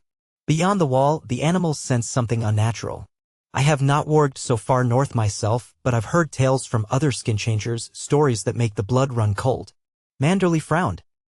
We have no reason to doubt the Watch's sincerity, but is it truly wise to shift our focus there now? The Freys remain a threat in the south, and we're still scraping by just to feed our own. Do we truly have the capacity for another war, especially one so distant? Harold Rivers tapped a gauntlet finger on the tabletop. If Jon Snow is right and the White Walkers are a threat to all living men, ignoring it could be the greatest folly of our age. Lady Dustin let out a sigh, her expression torn. The Boltons are scattered but not exterminated. The Freys fortify the twins, ready to choke off the North at the crossing. And winter's deepening, making travel even harder. Jon Snow wants men, but can we spare them? If the threat is real, we should help. If we have precious little margin for error. Robb felt his mind turning over the options. Every argument made sense. He rubbed his jaw. The White Walkers were always a legend to most of us, but so were dragons until a few years ago. I died, and yet I stand here now. The impossible has become possible more than once. I won't dismiss a warning from the Night's Watch. He paused, glancing around the table at the doubtful and the hopeful alike. We are caught between two crises, he continued. South, the Freys and eventually the Lannisters, who will come for us once they learn the truth of our resurgence. North, a potential doom that could render all mortal quarrels moot. The question is how to divide our resources wisely. Serwyn cleared his throat. My lord, perhaps a delegation to Castle Black would help us see for ourselves. If it's as dire as Jon Snow claims, you or your delegates could confirm with your own eyes. That might be a start, Robb agreed. I must see Jon anyway. We haven't spoken since before I was betrayed. He deserves to know what happened, and I want to hear from him face to face. Manderley inclined his head. Then send an envoy or go yourself. Though with respect, my lord, you are the king in the north. We need you here. Robb shook his head. This is not like the old days, where Ned Stark could simply dispatch a letter. Jon and I are both changed men. I must speak with him, learn the truth about the threat beyond the wall, and see if there is anything we can do. In my absence, you will continue strengthening Winterfell, rallying the north, and stockpiling supplies. If the threat is real, I'll return swiftly and with a plan. If it's less than Jon fears, then we can refocus our energy on the Freys. Either way, we must know. Harold Rivers offered a slow nod. Who will go with you, my lord? Robb scanned the faces around the table. I'll take a small escort, fewer than 20 men. A larger force would only slow us in these snowy roads. Harold, I'd have you remain here, coordinating intelligence. Lord Manderley, Lady Dustin, you will help keep the lords in line, ensuring stability. Rowan, I want you with me. Your skill in warding might prove invaluable if we need to gather information along the way. And I'll bring the dragon. That last statement drew a few raised eyebrows. Manderley and Dustin exchanged glances, though neither objected out loud. Robb understood their reluctance. Having the dragon remain at Winterfell was a massive deterrent, but it also required Robb's presence to properly guide it.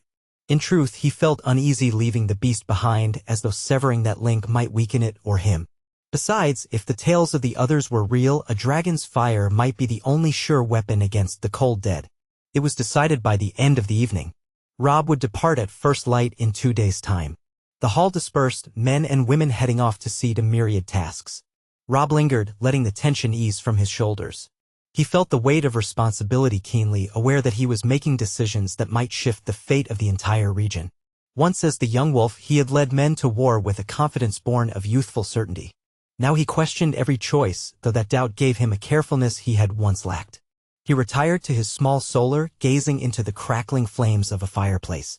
Memories rose unbidden, the red wedding, his mother's scream, the betrayal that still left him breathless with fury and sorrow. Could the White Walkers overshadow even that tragedy? If they truly threatened the living, then the petty vengeance that had once driven him might prove small in the face of an apocalyptic war. Yet he would not forget the phrase. He would not forget Roose Bolton or the Lannisters who had orchestrated the slaughter. He would exact justice, but perhaps the shape of that justice was evolving. At dawn 2 days later, the courtyard was bustling with preparations. Wrapped in thick furs, Robb inspected his chosen escort, 10 swordsmen in sturdy leather and mail, 5 mounted archers, and a handful of winter-hardy horses burdened with provisions. Rowan stood among them wearing a cloak of wolf fur, her dagger at her side, a quiver slung over her shoulder, and a short bow in her hand. She gave Robb a small nod. He noted her calm gaze, the faint tension in her frame that spoke of readiness. Lord Manderley, Lady Dustin, Serwyn, and other lords gathered to see them off. They exchanged final words, most urging caution on the treacherous roads. The black dragon loomed behind Robb, wings folded, a silent behemoth that commanded the entire courtyard's attention. Servants backed away, fear etched on their faces, but also a strange reverence. Robb placed a hand on one thick foreleg, feeling the heat beneath the scales. He swung up onto the creature's back, mindful of the precarious ridges, and strapped himself to a makeshift harness. The men-at-arms would ride on horseback below. Rowan would guide them, perhaps warging into birds to keep watch overhead if needed. "You know what to do in my absence," Robb said to Manderley. "I leave Winterfell in your care." The older lord bowed. "You have my word, my Lord Stark." With that, Robb nodded to the men below. The dragon tensed, muscles coiling beneath him, and then it launched itself skyward with a rush of wind and a thunderous beat of its wings. Snow and loose straw whipped across the courtyard, causing men to shield their eyes. Robb's mount climbed, circling overhead, while the riders and wagons moved out through Winterfell's gates. Below, the castle that had shaped his entire life grew smaller, though it remained a solid presence against the winter landscape. He felt a pang at leaving so soon after reclaiming it, but necessity pressed him onward. Sometimes leadership meant stepping away to do what no one else could. He circled above the road leading north, waiting for his escort to arrange themselves into a disciplined column, then he guided the dragon ahead. They would not move too quickly. A dragon could cover vast distances, but horses could not. Instead, Robb would sometimes land or fly low so as not to outpace the group. The plan was to follow the King's Road north to Castle Black, though drifting west or east when Rowan's reconnaissance suggested a safer path. Snowdrifts had begun to gather over the roadway, forcing them to break new trails and places. As they traveled, small folk peered from the edges of remote villages, warily crossing themselves or bowing. News of the Black Dragon likely preceded them, for no one dared stand in open defiance. His men shared their limited stores with those who were half-starved, forging goodwill. Everywhere they went, Robb saw the scars of Bolton rule, burned huts, flayed corpses hung as warnings. Fury simmered in him, renewed each time he witnessed the horrors. These were his people, and they had endured unimaginable cruelty. He vowed never again to let such betrayal go unanswered. Weeks of steady travel wore on. The air grew colder, the days shorter. They encountered few travelers, save for a handful of peddlers or hunters who hastily skirted away at the sight of the dragon overhead. One night, they made camp near the ruins of an old watchtower, a lonely structure perched on a frozen rise. Heavy clouds threatened snow, and the men huddled around a fire, reluctant to speak above a murmur. Robb sat slightly apart, using a thick cloak as a ground cover. The dragon, who had hunted earlier in the day, lay coiled in the shadows, its black scales reflecting the flicker of firelight. Rowan approached him, crouching nearby. "My lord," she said softly, "I've sent my mind into the birds. The road ahead is mostly clear, but there's a group of about a dozen men, armored, I think, bivouacked in a stand of pine not far from the pass. Could be Sellswords or bandits. They're lying in wait for something." Robb frowned. "Could be they've heard rumors of traveling lords.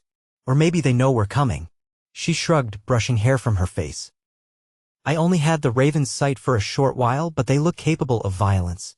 We could avoid them or confront them, depending on your preference." He considered for a moment, recalling how meager the supplies for his own men were. "We'll approach carefully. If they mean to ambush us, I'd rather meet them on our terms.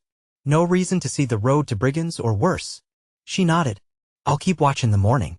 Robb thanked her and watched as she moved away, already lost in thought.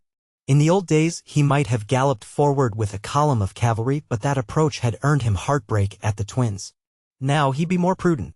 With a soft sigh, he rose and walked over to the dragon, placing a hand on the massive flank. The scales were cold to the touch in the winter air, but he could sense the thrumming heat beneath. The beast shifted slightly, half opening one eye to regard him. He felt that odd flash of empathy. "Danger ahead.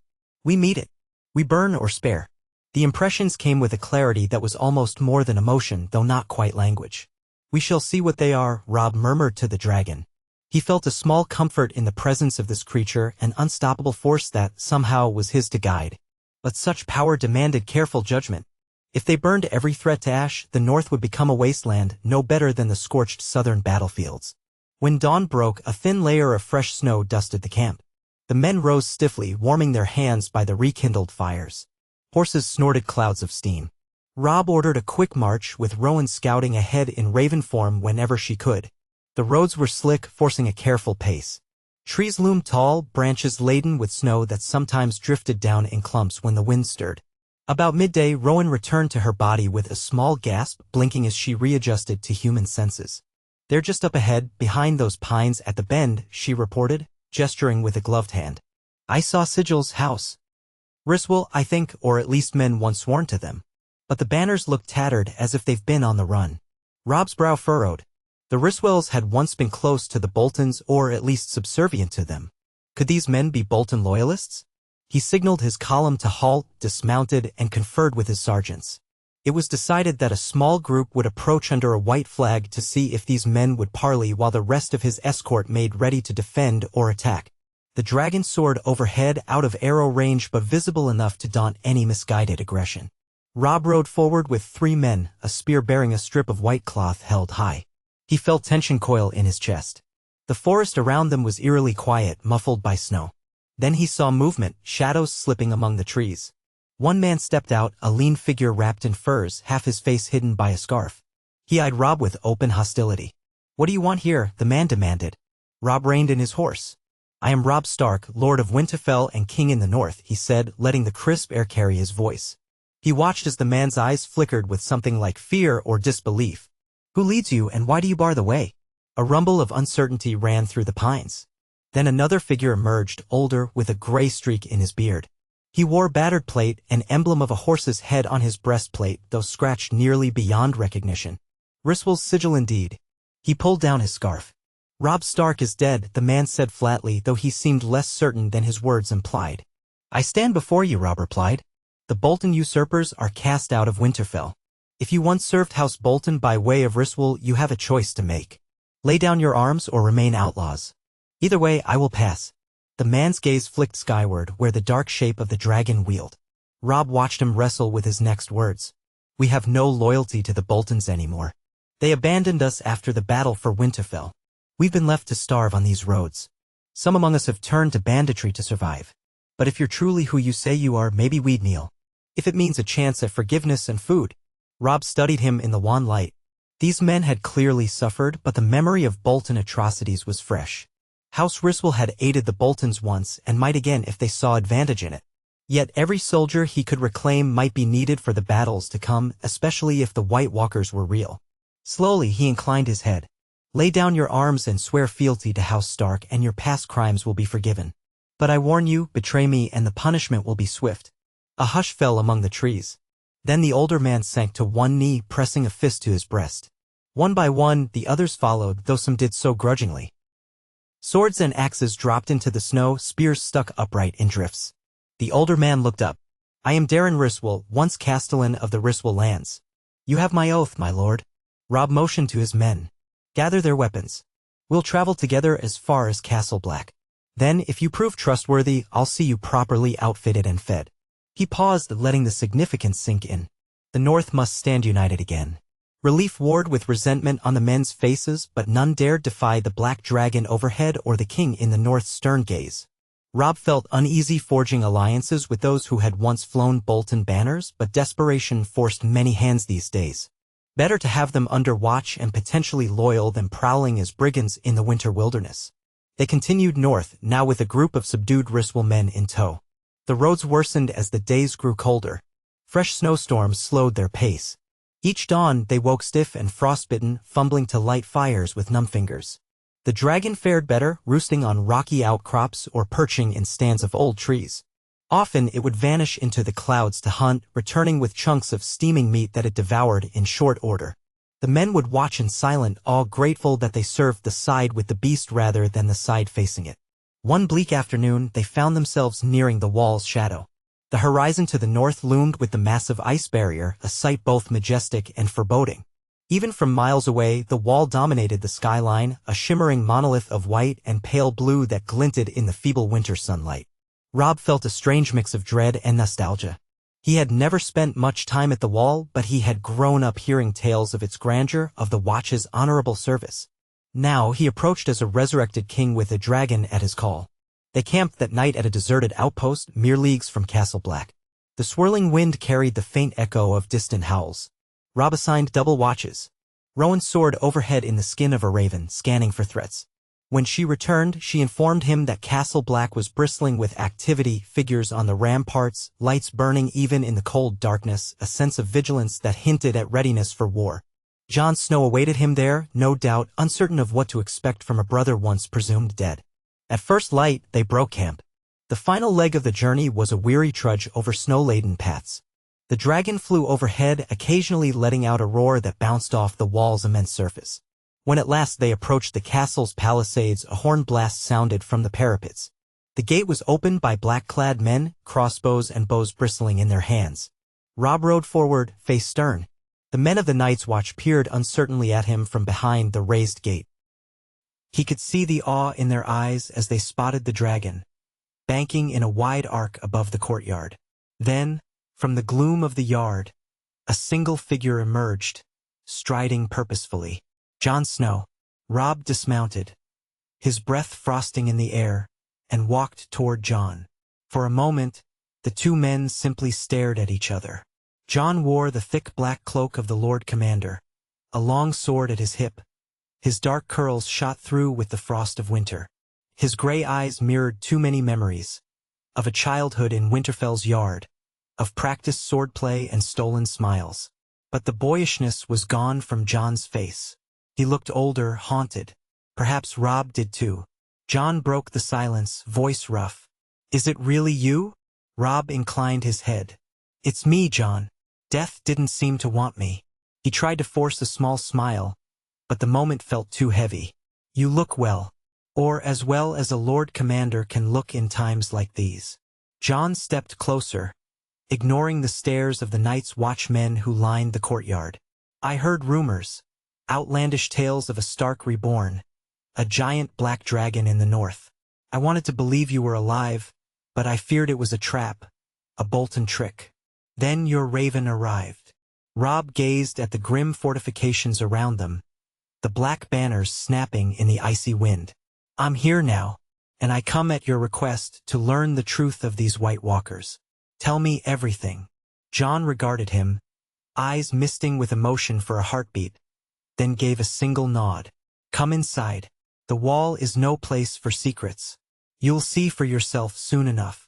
He gestured for the gate to be fully raised so Robb's men could enter.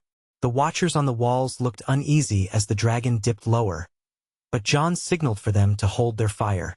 Robb raised a hand, silently urging the beast to remain aloft for the moment. It soared back upward with a thunderous flap, stirring clouds of snow. He sensed its caution. It did not relish being surrounded by walls and sharp weapons, nor did Robb want to provoke the brothers in black. The large courtyard might suffice if the dragon desired to land, but they needed to establish trust first. He led his men through the gate into the courtyard, where rows of black-clad watchers studied them warily. No few gasped or murmured about the sight of Robb Stark alive, let alone the monstrous shape that circled overhead. Jon walked at his side, glancing occasionally upward as though trying to reconcile the presence of the beast with the brother he had once known. They reached the central yard, where a handful of senior officers stood, among them a tall man with broad shoulders, wearing a warm fur cowl over the black of the watch. Robb recognized him by reputation. Dolorous Ed, or Ed Tollett, whose dour wit was legendary. Next to him stood several other stewards and rangers, all looking anxious. Jon introduced them briefly. Then he ushered Robb into the Lord Commander's solar, a modest room with walls of dark stone and a heavy wooden table in the center. A small fire crackled in the hearth, offering only partial relief from the biting chill. Robb motioned for Rowan and a couple of his men to follow while the rest waited outside, seeing to the horses and setting up their own tents in the yard. Jon kept only Ed and one other officer, an older ranger named Soren, in the room. Once the door shut, Jon wasted no time. He unrolled maps of the lands beyond the wall, pointing to known wildling encampments, the presumed march of the undead. His voice carried a grave urgency that Robb had rarely heard. "They're real, Robb. I've seen them. Our rangers have battled wights, corpses that rise in the night, led by inhuman creatures made of ice. We lost so many men trying to hold them back. We've let the wildlings through because they have nowhere else to go. The White Walkers slaughter them, then raise them as part of their undead ranks. If we don't unite, they'll come for us all." Rowan listened intently, her eyes flicking to the map. "Have they been sighted near Harholm?" Jon nodded grimly. "Yes. That was one of the worst battles. We tried to rescue as many free folk as we could by ship, but the dead came in impossible numbers, climbing out of the shadows. We barely escaped with our lives. The Night King, he leads them, a figure of legend. He raised an entire army of corpses just by lifting his arms. I watched it happen." Robb studied Jon's face, saw the haunted memory. He thought of the unstoppable tide described in the letter, of the puppet-like movements of whites. You have no reason to lie, Robb murmured, leaning over the map. So we must prepare as best we can. But how do we fight an army that never sleeps, that grows with every man it kills?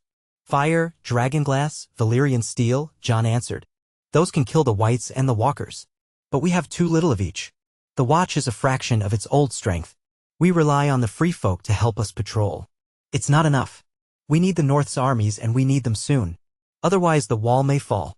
Robb lifted his gaze from the map to meet Jon's eyes. It won't just be the North's burden if the dead spill over the wall. It becomes everyone's fight. My men are scattered, my hold on the North still fragile. But I can gather them, reforge alliances, and bring them to your side. However, that takes time, especially with winter deepening. Jon's jaw tightened. Time we may not have. The others could move at any moment. I've sent ravens to every great house, warning them, begging for help, but none believe it fully or they have their own wars. Dorne is in upheaval, the Reach is preoccupied with the Lannisters and the Vale remains closed off. Even Daenerys Targaryen, if she truly has dragons, has her eyes on the Iron Throne. Robb breathed slowly, hearing that name. Daenerys Targaryen, the mother of dragons, rumored to have hatched 3. He wondered if eventually they might ally, but the Targaryen cause was so distant from the northern reality. I've one dragon now, he said quietly. But one might not be enough to turn the tide if the threat is as big as you say. Jon nodded, forcing calm. Even so, a dragon's fire could be our greatest weapon. We can't know for sure until the battle is upon us. What we do know is that the walkers fear fire. The whites burn, but they're relentless until they're ashes. Ed Tollett cleared his throat. And if your dragon were to turn some whites to cinders, my lord, that would be a sight worth seeing. Might be the only thing that puts the fear of the gods in those dead eyes. Robb remained silent for a few moments, wrestling with the weight of it. All his old plans' retribution against the phrase, securing the North, seemed small in comparison. I pledge to lead the North, he finally said, to protect it from all enemies. If the dead are coming for us, that vow compels me to act. I'll return to Winterfell and muster every man who can wield a sword or arrow. We'll gather supplies, dragonglass if we can find it, and bring it all here. But can we hold them at the wall even then? Jon spread his hands on the tabletop. We can try. Castle Black isn't the only stronghold along the wall. Eastwatch by the sea might be crucial if the others try to skirt the coastline. We need men stationed at multiple points. The free folk can help. Some wargs and giants still hide in the far north if they can be swayed to fight. But if the army of the dead is large enough, they might simply overwhelm us. I've seen them do it. A grim hush fell. Rowan broke it softly. Perhaps your dragon can discourage them from focusing on one spot, or we can perform strikes on their flanks. The others might not be prepared for such a foe. We don't truly know how they strategize. Jon exhaled. Exactly. The truth is, we face an enemy that doesn't tire, doesn't freeze, and grows stronger with each fallen warrior. Our best hope is to make the living stand as one. He paused, looking at Robb pointedly. How soon can you muster an army? Robb considered. In the best of times, months. In winter, longer. But I'll do all I can to shorten that. The lords of the north will rally to me, especially if they learn you have proof of these white walkers. I might also persuade House Arryn or House Tully if they can be reached. The Tully lands are in disarray after the Red Wedding, but Edmure is still out there somewhere. The Vale might join us if Sansa is with them, my sister. The problem is we've heard almost nothing from the Eyrie in ages. Jon's eyes flickered at the mention of Sansa, but he didn't press. Instead, he said, we'll take any help we can get. They spent the next hours deep in discussion, mapping out possible strategies, supply lines, and messages to be sent by Raven. As the short day dwindled, darkness fell over Castle Black and the temperature plummeted further. They paused only for a brief meal of stew and bread in the mess hall. Brothers of the Watch stared at Robb with open curiosity, some stepping forward to pay their respects to the rumored king in the north. Word had clearly spread that the ghost of Robb Stark walked among them, commanding a dragon above their heads. By the time they retired for the night, exhaustion tugged at Robb's mind. He lay on a pallet in Jon's modest quarters, feeling the icy air seep through the stone. Somewhere outside, the dragon roost on the ground near a supply shed, terrifying the Black brothers who had to pass by. But no alarm horns had been sounded, so Robb supposed they were all coping in their own way. He closed his eyes, letting the day's revelations churn in his thoughts. The threat beyond the wall seemed unimaginable, dwarfing even the bitter hatred he bore toward the phrase. Tomorrow he would see for himself. John had promised to lead him beyond the wall on a short reconnaissance so Robb could witness the frozen wilderness that concealed the White Walkers. Sleep overtook him. He dreamt of swirling snow and blue-eyed corpses all chanting a single wordless moan. He dreamt of dragons locked in battle with phantoms of ice. He dreamt of Winterfell's weirwood, its carved face contorted in silent warning. And through it all, he felt the pulsing of his scar as if it were a drumbeat echoing in a dark hall. When he jerked awake before dawn, covered in cold sweat, the images clung to him like frost on his skin. John was already stirring, pulling on his boots in the flickering lantern light. "We leave in an hour," he murmured when he saw Robb awake. "Dress warm. We'll climb the wall at first light, then head a little ways into the wild. I want you to see where the next fight might happen." Robb nodded, pushing away the vestiges of nightmare. "I'll be ready." He rose, buckling on his sword belt, layering furs upon furs. John stepped out, presumably to rouse a handful of rangers who would accompany them. Robb could sense the day's chill pressing against his bones even before he left the room. The notion of venturing beyond the wall was both thrilling and terrifying. He was no stranger to war, but this was a different battlefield, and ancient darkness whispered of in lullabies to scare children. Yet, for the sake of the North and perhaps the entire realm, he had to look that darkness in the eye. Outside, the courtyard bustled with watchers finishing the night shift, stamping their feet to keep warm. Guards eyed the dragon warily as they passed, though the beast remained still, a hulking silhouette dusted with snow. Robb approached, placing a hand on its side. A soft rumble of acknowledgement vibrated through him. "You can't come with us beyond the wall," he murmured. "I need you to wait here. These men will be uneasy, and we don't need a panic in the wilderness." The dragon made a low, plaintive sound, exhaling a puff of hot breath. Robb felt a wave of frustration from it, a desire to follow. "I won't be gone long," he soothed, stroking the ridged scales. "Keep watch over the castle if you like, or hunt in the area, but do not venture far." He sensed the beast's reluctance, but it stilled, half-lidding its great eyes in grudging acceptance. Perhaps some part of it understood that a cramped climb up the wall's ice wouldn't suit a creature of flight, nor would the Black Brothers welcome a dragon scaling their ancient battlements. A short while later, Robb found himself climbing the worn stairs of the wall alongside John, Ed, Rowan, and a handful of watchers. The timbers creaked alarmingly, snow and ice clinging to every surface. Dawn's faint glow tinted the eastern sky, revealing the vast white expanse below them. At intervals, torches mounted on the handrail guttered in the wind, offering paltry warmth. Each breath cut like knives in Robb's lungs, but he pressed on, step by step, spurred by the purpose of this journey. They reached the top at last, stepping onto the crunchy packed snow that formed a kind of walkway. The wall stretched in both directions, curving slightly, disappearing into the morning gloom. Robb paused, gazing out to the north. Endless fields of ice and rugged hills rolled away into a horizon of stark nothingness. He shivered despite the layers of fur. This was the true edge of the known world. John pointed. "We'll descend on the other side. There's a ranger outpost a mile or so in. We can head that way quietly. I doubt we'll see any whites in daylight unless they're actively on the move, but we'll keep watch." They found a large cage lift, normally used for supplies, lowered it slowly down the far side of the wall. Once they reached the ground below, the air felt even colder, as though the wall's presence somehow trapped the warmth on the southern side. A handful of silent pines rustled in the wind. The watchers moved with well-practiced efficiency, weapons ready, scanning every drift of snow. Rowan closed her eyes for a moment, warging into a nearby crow to scout tea. "He area," she returned, blinking. "Nothing close, though tracks in the far distance. Could be wildlife or something else." John led them through a winding path, past ancient, crumbling markers. They walked for nearly an hour, the snow crunching beneath their boots, breath hissing in the hush.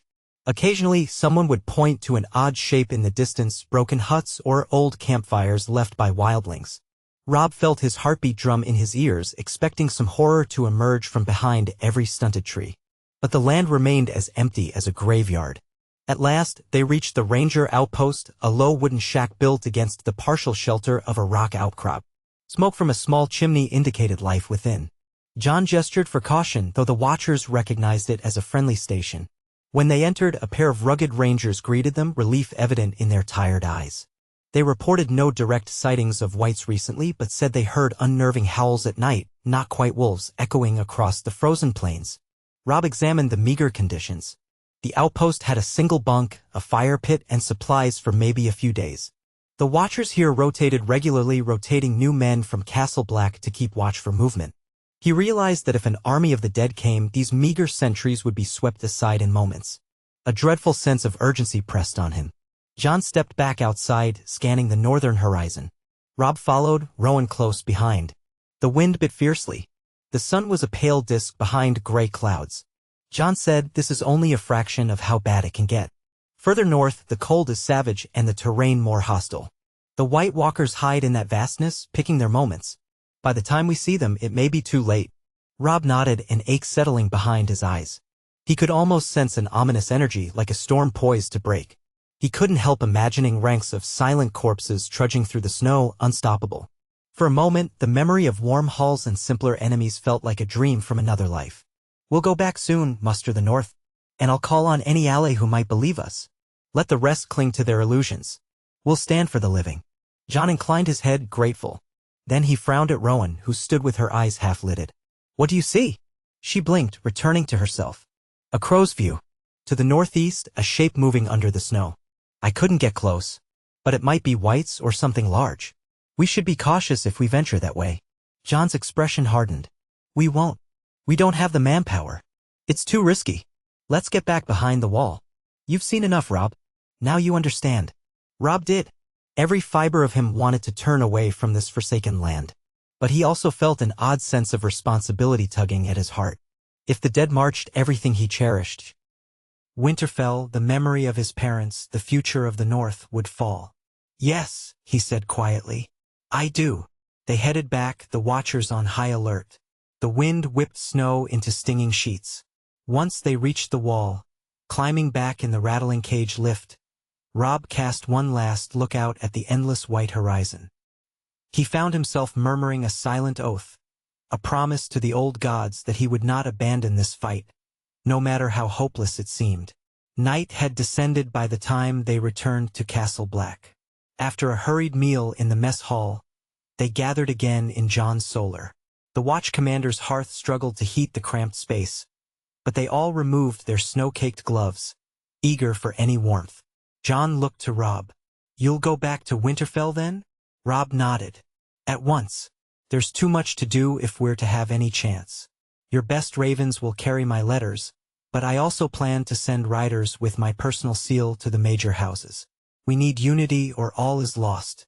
And if we can spare men, we'll send them to help garrison the wall as soon as they're mustered.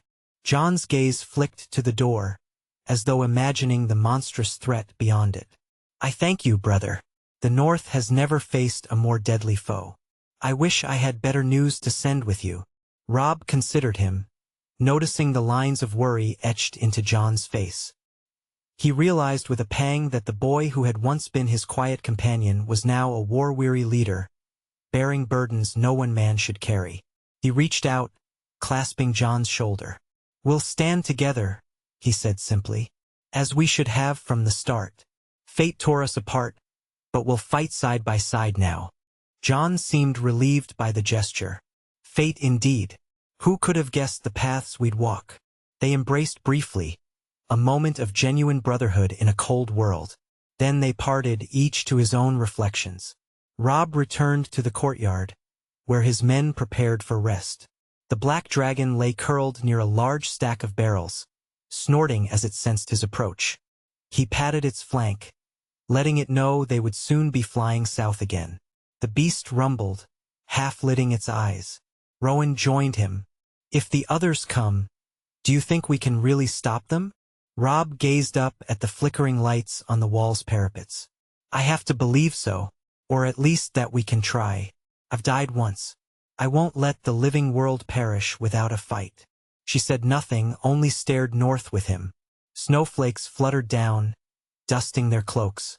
The entire castle felt like a lonely outpost at the end of the world, clinging to hope. Robb pressed a hand over his black scar, feeling a faint throb. Fire and ice warred in his veins. Maybe that was symbolic of the war raging in the realm at large. He exhaled, turning away from the wall's silhouette. At first light, their company departed Castle Black. This time, they rode swiftly, accompanied by a dozen additional watchers to see them safely through the worst stretches. Once past the edge of the gift, those watchers turned back. Robb continued with his own men and the captured Griswold loyalists who had remained subdued but cooperative. The journey back to Winterfell would be no easier in the deepening winter, but now there was an even greater urgency spurring Robb forward.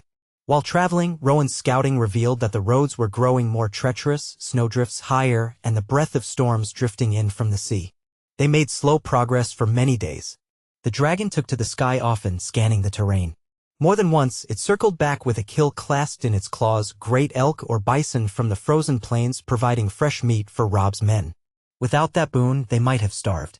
When the group finally glimpsed the familiar outlines of Winterfell's walls, relief spread among them, though the estate looked icebound, plumes of smoke rising from chimneys within. As they neared the gates, horns sounded a greeting. Watchmen on the battlements waved, recognizing the dragon overhead. By the time Robb passed through the gates, a small crowd had gathered in the courtyard, including Lord Manderley and Lady Dustin. The lords greeted him with a mixture of curiosity and caution, noting the new urgency in his expression. Robb wasted no time, dismounting and calling a meeting in the great hall despite the lateness of the hour. Servants hurried to stoke the hearths, the flickering light casting shadows on the old stone. Once assembled, Robb stood at the head of the table, arms braced, face grim. "Hear me," he said, his voice carrying in the hush. "We have a new enemy, one that dwarfs the squabbles we've known. The dead gather beyond the wall. The White Walkers are real, and they march on the living. Jon Snow has seen them, fought them, lost men to them. If we do not rally, they will sweep us away." A murmur of disbelief and fear rippled through the assembled lords. Lord Serwyn nearly dropped his goblet, while Lady Dustin's eyes narrowed. Manderley looked stricken, as though all his nightmares had come to life. Robb continued, unwavering. "We must prepare. Winterfell will call every bannerman, every holdfast. We'll conscript if we must. We'll stockpile dragonglass if we can find it. We'll gather steel, arm and train anyone old enough to lift a sword. If the Freys wish to strike, let them. We'll hold them off for as long as it takes. But if the dead breach the wall, none of our old feuds matter." The hall fell silent. Then Manderley cleared his throat. "How do we convince the smaller houses? They've bled for the wars already, lost men to the Boltons. They might not follow a call to arms without proof." "We'll show them proof," Robb declared. "We have the word of the Night's Watch. We can bring captured whites south if that becomes necessary, though it is a risk. We have no time to brood on half measures. I'll also send ravens to the Vale, the Riverlands, even to the Iron Islands if there's any chance they'll respond. The Targaryen queen in the south might also be approached, but that is a precarious proposition. We might well stand alone. So be it. The north has faced every winter. We'll face this one." Serwyn's voice trembled. "And your dragon, my lord? Will it truly help against the dead?" Robb glanced at the great hall's entrance, where the faint silhouette of the dragon could be seen through the archway, a black shape in the moonlight. "Yes. Fire is the enemy of ice. I believe the dragon will be our greatest weapon when the time comes. But a single dragon does not win a war on its own. Every man, woman, and child who can bear arms must be ready. Even with everything we gather, it may not be enough." The weight of those words pressed down like a physical force. Lady Dustin's usual cynicism was subdued. The lords exchanged glances, their expressions grim. At length, Manderley bowed his head. "We stand with you, King in the North. We'll do as you command." The others echoed the sentiment. Robb saw a kind of bleak determination in their eyes. The North had survived countless hardships, but this was different. Still, they would not buckle. He dismissed them, instructing them to rest but to begin dispatching ravens and riders at first light. The nights grew longer, each dusk a reminder of the creeping darkness. In his heart, he wondered if they had arrived too late to make a difference. Yet he refused to yield to despair. Later, walking the battlements, Robb paused by the spot where he had first gazed upon Winterfell's yard as a child, enthralled by the comings and goings below. Now the yard seemed smaller, the weight of adulthood making everything more grave. The dragon perched in a corner of the courtyard, curling into slumber. Snow drifted lightly over the stones, swirling in silver arcs. He thought of the future, of the dead massing in the far north, of the Freys lurking at the crossing, of the Lannisters in King's Landing. The world was in chaos. And he, Robb Stark, once the young wolf, once a corpse on the floor of the twins, stood at the center of a storm unlike any other. He closed his eyes, letting the cold wind whip at his face. When he opened them again, he felt a steely resolve. The North would not kneel to the cold darkness. Let the dead come. He would answer with living fire. And if the day came that he must ride north to meet them in battle, he would do so with every ounce of strength the old gods had granted him. The memory of the red wedding still stung like salt in an open wound, the betrayal still fueling the fire in his blood. But perhaps that very rage would be needed to burn away the final shadows to save the realm from an endless night. With that thought, he turned from the battlements, heading down into Winterfell's ancient corridors. He had letters to write, alliances to forge, armies to muster. Morning was still hours away, but he had no time to sleep. In the hush of the old keep, the ghostly presence of his ancestors accompanied him, reminding him who he was. King in the north, rider of a dragon black as midnight, and a man determined to see that the living would not bow to the cold hand of death. He pressed a hand to the scar over his heart, felt its faint throb, a heartbeat in tandem with the dragon's deeper pulse. Fire and ice, bound together. If that was the weapon the gods had given him, he would wield it with all the fury of a winter storm. And the echoes of that vow reverberated silently through the halls of Winterfell, a promise that the legacy of House Stark would not end in darkness. Robb Stark slept little that night.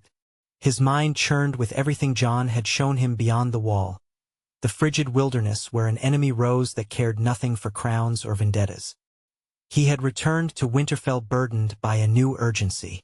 Vengeance for the Red Wedding still simmered in his heart, but the threat of the White Walkers eclipsed all. He could hardly rest, knowing how vast the danger might be. Before dawn, he rose from the straw mattress in his old solar, though old was hardly accurate.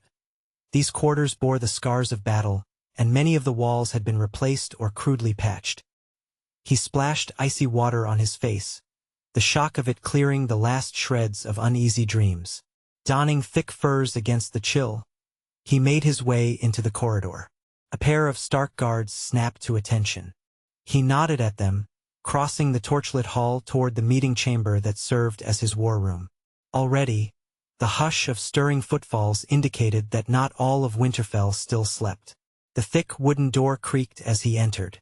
Within, a small fire crackled in a stone hearth, casting flickering light over a table strewn with maps and half-finished letters. The old wooden table bore scars of sword cuts and burns from the castle's recent recapture. Lord Manderley and Lady Dustin were there, bleary-eyed but determined, as well as Serwyn and Harold Rivers. Rowan stood by the far wall, arms crossed, a thick cloak draped about her. Robb realized each had come as soon as they heard him wake, some invisible communication passing among them that the day's work would start before the sun was fully in the sky.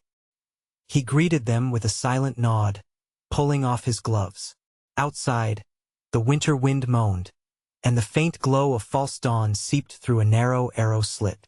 He could already feel the cold creeping into his bones, but he forced himself to focus. "We have little time to waste," he began. "Word must go out at once. We'll send ravens to the major houses of the north and beyond. Draft the messages in my name. They must be stark, no pun intended. Emphasize the reality of the White Walkers and the threat they pose to all the living." Lord Manderley's face was serious beneath his bushy mustache. "I'll prepare the letters for White Harbor and the smaller houses in the Eastern Hills. We can also contact House Glover, House Mormont, and the Hill clans. They're scattered, but if we can gather them to a single point." Robb nodded. "We must. I also want letters sent to the Eyrie. If the rumors are true, Peter Baelish rules on behalf of Lord Robin Arryn, and my sister Sansa may be there. If we can secure the Vales Knights, that would be a formidable addition to our strength. There's no guarantee they'll help, but if Sansa can be reached, she might persuade them." Lady Dustin's lips pressed thin at the mention of Peter Baelish. "The Littlefinger," she said, voice disdainful. "He'll only join us if it suits his ambition. But perhaps if your sister has more influence now, it may be enough to tilt him toward our cause. Or at least, keep him from blocking the roads." "It's worth an attempt," Robb said. "Serwyn, see that message prepared." Serwyn bowed his head. "Yes, my lord." Next to speak was Harold Rivers, his scout commander. "We'll also need to watch for any southern threats. The Freys remain at the Twins, and they won't sit idle once they hear you're alive and gathering forces. Already, we've had riders claim they see more Frey patrols near the neck, as if the Freys expect an attack or plan one themselves. The crossing is better fortified than ever." Robb clenched his jaw at the mention of the Freys, the memory of the Red Wedding roaring in his mind. "They expect retribution," he said quietly, "and I'd gladly give it to them. But we cannot mount a southern invasion in the midst of winter and the threat from beyond the wall. I'll not repeat mistakes that cost us so dearly. For now, we'll fortify the Moat Cailin approach. We have to ensure they cannot slip north and wreak havoc while we focus on the White Walkers. If the Freys strike first, we'll respond decisively. He paused, letting the tension settle. The men and women around him looked grave.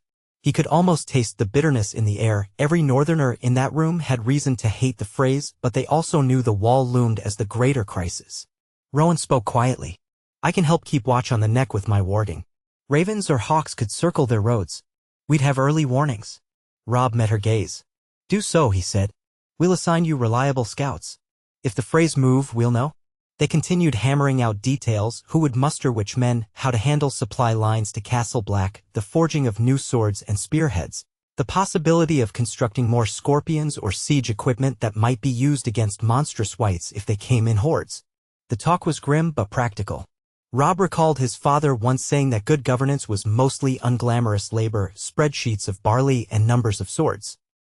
In this new era, it was the difference between life and a frozen, undead doom. At last, they dispersed, each to their tasks. Robb lingered, rolling up a map that showed the entire length of the wall, the stretches of the gift, and the uncharted expanse of true wilderness. His hand trembled slightly with exhaustion. Even though it was still early morning, he felt as though he'd already endured a full day's work. Yet the day was just beginning. He stepped out into the courtyard. A bitter wind cut across the flagstones, pushing fresh snow into drifts by the walls. Men hauled timbers and stones for continuing repairs. Blacksmiths hammered away in the distance, forging new weapons. Smoke rose in columns from the forges, merging with the grayish sky. Robb's dragon, his massive black companion, lay curled near a cluster of outbuildings. Its scales glinted dully in the weak morning light. When Robb approached, the beast stirred, exhaling a hot breath that turned to steam in the frigid air. He laid a hand on the dragon's flank, feeling the familiar pulse of connection. The scar on his chest gave a slight throb in response. That bond, that intangible tether, was a reminder that he had literally risen from the grave to stand here. Sometimes he still woke expecting to see the Red Wedding's carnage. Sometimes he found himself marveling at how he yet drew breath. But the dragon's presence anchored him in the here and now. A stableboy hovered nearby, uncertain if he was needed, fear warring with curiosity on his face. Robb dismissed him with a gentle nod, and the boy scurried off. He couldn't blame him. One false movement near the dragon could be fatal if the beast were in a temper. But the dragon had shown surprising tolerance toward the people of Winterfell, so long as they kept a respectful distance. Robb stroked the creature's side. We'll have to fly again soon, he murmured under his breath. All the banners must see us, know this is real. And if the White Walkers come, your flame might be the only hope. The dragon made a noise in its throat, something like a deep purr that vibrated the stones at Robb's feet. He smiled slightly, reading it as agreement or at East acceptance. He wondered if the Targaryens had felt such communion with their dragons, or if it was unique to him. Daenerys Targaryen supposedly had 3, but rumor placed her far to the south, locked in a struggle for the Iron Throne. Perhaps in time they would meet. Perhaps their dragons would greet one another in peace. Or perhaps that meeting would bring a conflict of its own. He set the notion aside. The White Walkers were pressing enough without adding Targaryen politics to the mix. He moved away, intending to walk the ramparts to see with his own eyes the slow rebirth of Winterfell. As he climbed a stone staircase, the old battlements came into view, towers that had once been proud, now partially rebuilt from the devastation inflicted first by the Ironborn, then by the Boltons. Despite the cold, laborers balanced on scaffolding, chipping at stone or fitting new beams. The spirit of the North was resilience, and in that moment Robb felt a swell of pride for his people. They had been beaten, betrayed, scattered, and yet here they were, forging anew. At the top of the wall walk, he braced his hands on the rough-hewn merlons, gazing across the white expanse. A hush enveloped him. Then he noticed movement from the corner of his eye. Rowan had followed him up, silent as a shadow. She wore her leathers and a thick cloak, a dagger at her hip, eyes keen. "My lord," she said softly, stepping closer. The wind tugged her hair free from its braids.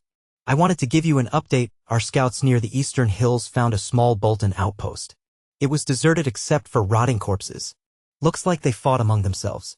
Nothing remains to threaten us there." Robb nodded, turning to face her. "That's good news. The last thing we need is more skirmishes with Bolton stragglers. There's more. Some of the Risswell men who came with us from the road have proven themselves surprisingly loyal so far, doing their share of the labor. They might be ready for actual integration into the Stark forces if that's your plan." He frowned. "I remember how easily men can switch loyalties. Still, we can't afford to spurn any who'll stand with us against this winter. Have Herald Rivers keep a close eye on them a while longer. If they remain steady, we'll offer them a place as watchers on the walls. Earning our trust might take time, but it's possible. She gave him a sharp nod. Then her voice dropped lower, turning more cautious. And what of your next steps, my lord? We have the letters going out, we have the lords rallying, but do you plan to ride out and meet them, or wait here for them to come to Winterfell? If you appear before them on your dragon, it will galvanize their support, but it could also alarm them. He considered carefully.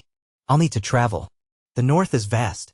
Some houses might rally more swiftly if I arrive in person to show them the truth of my survival and the might of the dragon. But Winterfell must not be left leaderless. He inhaled the biting air. I'll speak with Manderly and Dustin again. The winter roads are perilous, yet a demonstration of strength might be exactly what's needed. Show them that the king in the north is not a rumor or a ghost. Rowan's gaze flicked over the castle courtyard below. The men know you're alive, but even here, some look at you like an apparition. Beyond these walls, the southern lords may dismiss it as a hoax. If you truly want the realm to believe in the threat from beyond the wall, you'll need to stand before them, living and breathing, riding that dragon. He gave a rueful half-smile.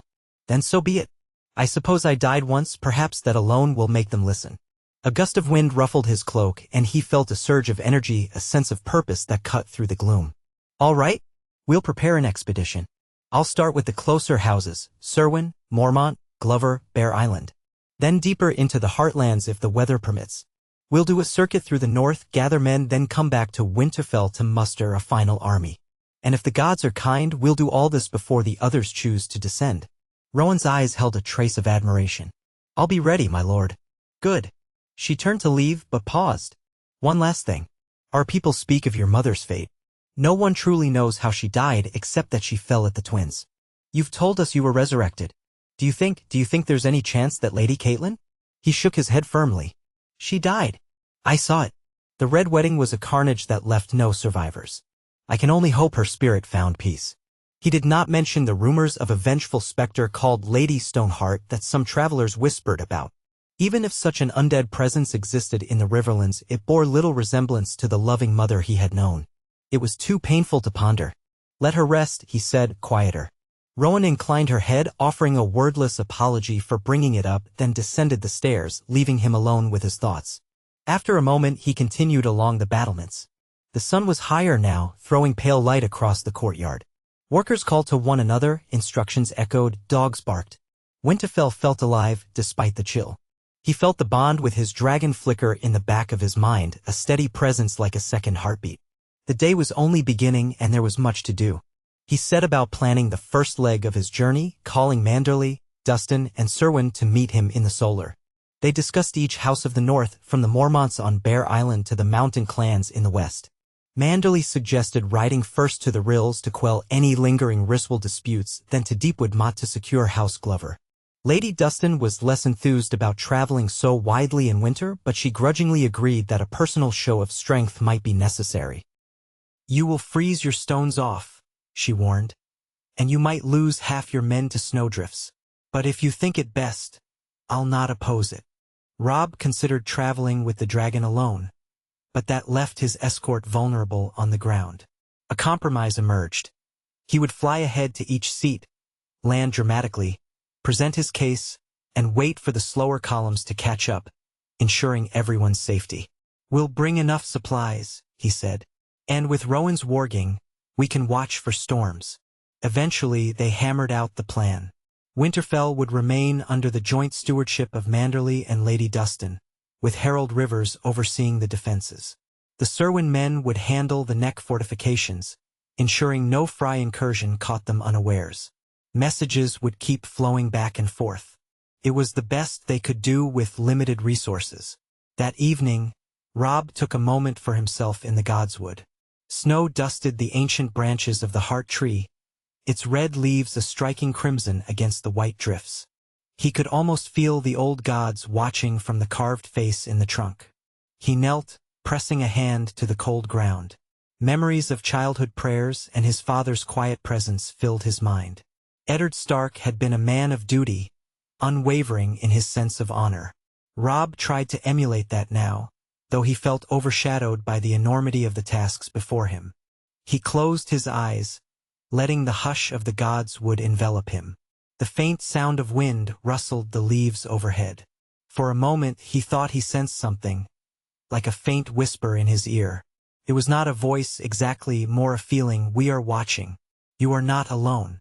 The bond between his heart and the dragon's flared briefly, sending a throb through his scar. He exhaled, rising slowly. Even if no one else believed in old magic, he felt it all around him, buoying him along a path that had no certain end. By dawn, the castle was astir with the news that Robb would begin his circuit of the north. Men scrambled to gather supplies: salted meats, dried beans, barrels of fresh water, fur-wrapped tents, spare weapons. In the yard, stable boys prepared a train of pack horses, while a detachment of about 50 riders assembled, each bearing the stark direwolf sigil. Robb walked among them, exchanging a few quiet words with the men. He did not want to bring an overwhelming force. Winter travel was too difficult, but a presence of steel was necessary. The roads were never safe, even in the best of times. Rowan stood near the front, her shortbow slung across her back. She had proven her value in scouting. Next to her was a tall warrior from House Flint, reputed to be fearless in the wild. Several Manderley knights were there as well, though their lord stayed behind, entrusting them to represent White Harbor on the journey. Gray winds churned overhead, threatening snowfall. Robb glanced skyward, wondering how many leagues they could travel before the weather forced a halt. He approached his dragon, which loomed near the gates like a living wall of black scales. Workers and guards gave it a wide berth. Robb paused to check the makeshift saddle strapped to the ridges behind its neck. Over the past weeks, Winterfell's blacksmiths and leatherworkers had fashioned a harness with sturdy reins, though commanding such a beast still relied more on mental empathy than mere straps. The harness did help Robb stay secure during flight, though, and that was no small comfort. Satisfied, he turned to the men. We ride to the rills first, then onward to the western holds. I will fly ahead on the dragon, but stay near enough that no harm befalls you. If the roads are blocked by snow, we'll detour. If the storms worsen, we'll make shelter. Remember, the cold is as much our enemy as any foe. They saluted with quiet determination. Lady Dustin and Lord Manderley came to bid him farewell. She looked at the massive dragon and let out a low hum of thought. King in the north indeed, she said dryly. Go show them that House Stark stands again. Manderley clasped Robb's arm. White Harbor stands ready for your return, my lord. We'll send more men as soon as they can be spared. Keep safe. Robb thanked them both. Then he turned to Harold Rivers, who waited near the front steps. Hold Winterfell until I return. If the Freys move, send word by Raven and do what you must. The fortress is in your hands. Harold bowed. I'll not fail you, my lord. Robb nodded, swung himself up onto the dragon's harness, and felt the beast shift beneath him, muscles coiling with restless power. His men parted ways to give the dragon space. It spread its colossal wings, the membranes gleaming in the pale daylight. The courtyard erupted in swirling snow as the dragon leaped into the air with a thunderous beat. Robb's stomach dipped, but he was growing more accustomed to the sensation. Below, the mounted column began to file out of the gates, banners fluttering as they started their slow journey. Robb circled overhead, scanning for any sign of trouble. The rooftops of Winterfell fell away beneath him. He could see people in the yard shading their eyes, watching with mixtures of awe and trepidation. Then he banked the dragon to the west, letting the wind rush past. The cold bit at his cheeks, but inside he felt a fierce exhilaration. Once he had been only a mortal man, waging war on foot like countless others. Now he soared. The day's travel was measured in slow increments for the riders below, but from the air, the leagues fell away quickly. Robb occasionally landed to let the dragon rest, building fires so the men could warm themselves. They passed burned-out villages and farmland cloaked in white, remnants of the havoc wrought by the Boltons. Everywhere, they saw evidence of struggle, collapsed barns, lonely graves marked with wooden stakes. Yet a few hardy souls emerged from huts to watch them pass, and Robb made sure his men offered food when they could spare it. The North's survival depended on unity now, no matter how battered they were. At nightfall, they established a makeshift camp near the ruins of a tower by the banks of a frozen stream. The men raised tents, lit fires, posted sentries. Robb dismounted from the dragon, who took wing again to hunt for its own supper, likely in the surrounding forests where deer or elk might roam. Inside a large command tent, Robb and Rowan pored over maps, checking the distances to the rills. Another day, perhaps two, depending on conditions. Rowan left her body at intervals, warging into local ravens to scout the path. She reported that while the roads were drifting with snow, they saw no immediate sign of an armed threat. Only the gray hush of winter stretched before them. They pressed onward the next day, crossing into the region known for House Riswell's holdings. Robb felt unease, recalling the men who had ambushed him on the road weeks ago. Some had been from these lands. He hoped to show mercy if the local lords would bend the knee, acknowledging him as king in the north. Yet he had no intention of tolerating any further Bolton sympathizers. As they neared a tall ridge from which the rills took their name, Rowan caught sight of riders approaching from the north. She guided a hawk to circle overhead. Through her warging, she identified about 30 men carrying a ragged banner of House Riswell. They did not appear overtly hostile. Possibly they came to treat with him, or at least to see for themselves whether the rumor of Robb's resurrection and dragon was true. Robb dismounted the dragon in a clearing, ordering his men into a defensive formation. Snow-laden pines ringed the area. The Riswell riders emerged cautiously, led by a thin man with an ashen complexion wearing a battered breastplate. He halted within hailing distance. His eyes jumped to the dragon, perched behind Robb, and Robb watched a flash of raw fear cross the man's face. "State your purpose," Robb called. A faint swirl of icy wind tugged at his cloak. The leader cleared his throat. "My Lord Stark," he ventured, voice shaking. "I am Ser Heath Riswell, cousin to Lord Roderick Riswell, though he is dead these last months. We have come to parley. We've heard you reclaimed Winterfell, that you mean to rally the north. We'd offer fealty if it spares us your dragon's wrath." Robb studied him, reading the tension in Ser Heath's posture. Many Riswells had marched with the Boltons against House Stark. But the war had been chaotic. Perhaps they'd regret their choices or simply realized which way the wind now blew.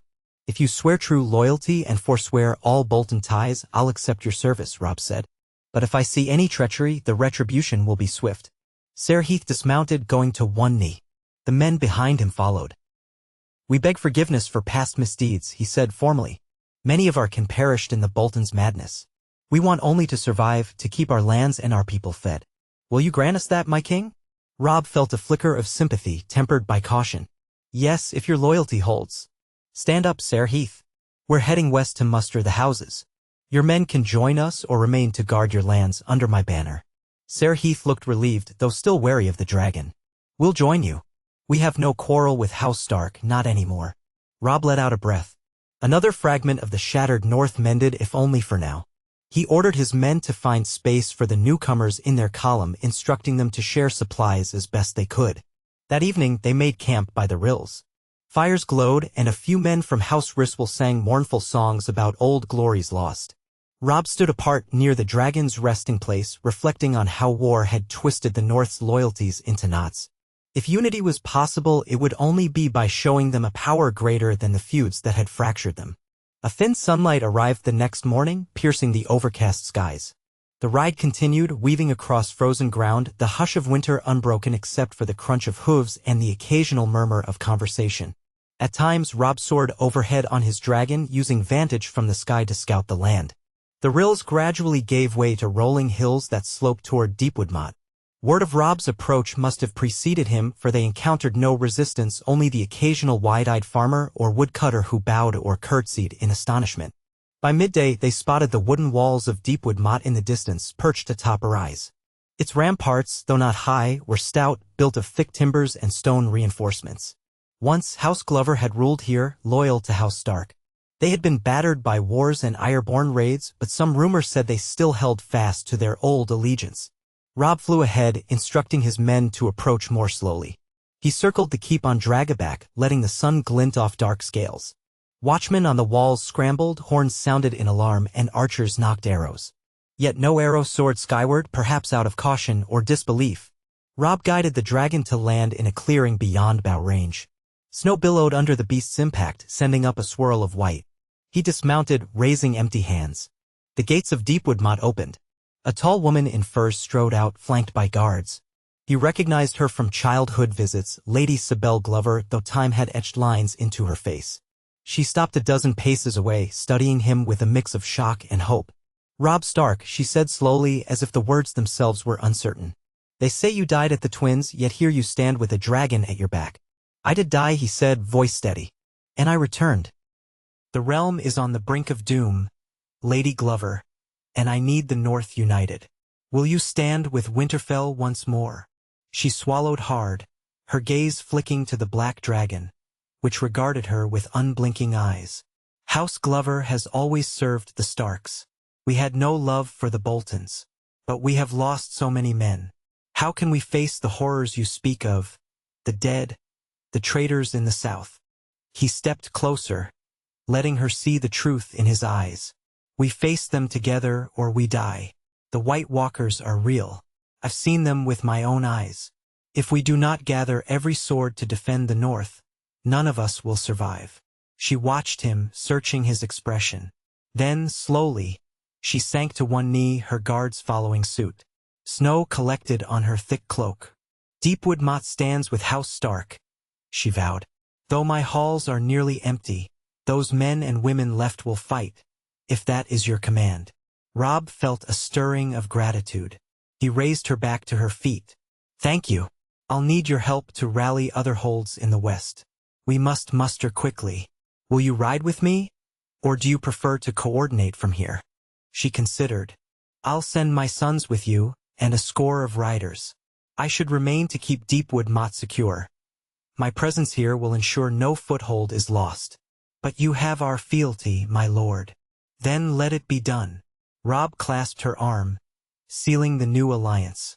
The dragon let out a low rumble, as if voicing approval. In truth, Robb suspected the beast was hungry, but that might intimidate Lady Glover's people into firm loyalty just as well. They spent the remainder of the day within Deepwood Mott's walls, accepting what hospitality Lady Sibel could offer. The keep was stark, so many losses had left it under-provisioned. Yet they managed a hearty stew, mead, and bread. Robb used the time to explain the White Walker threat in detail, urging Lady Glover to send ravens to any allied houses. He recounted the horrors Jon Snow had shared, the corpses that rose, the icy dead that commanded them. The Glover men listened grimly, some shaking their heads. Yet Lady Sibel remained resolute. The North will not kneel to an enemy of the living, she said softly. That evening, as the meager feast concluded, Robb took aside her eldest son, a lad of perhaps 17, tall and broad-shouldered like many Glovers. Roderick Glover, Robb said, testing the name. Your mother says you're a skilled hunter, and you've led men in the wild. We could use your help. If you ride with me, you'll see much more than hunting. Are you ready for that? Roderick clenched a fist over his heart. I am, my lord. This is our home. I'll not abandon it. Robb nodded, appreciating the earnestness of youth. Stay close to my column, obey orders, and we'll see you shaped into a fine leader.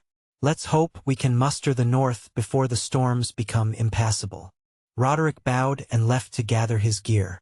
The great hall felt hollow once he was gone, the flicker of torches casting dancing shadows.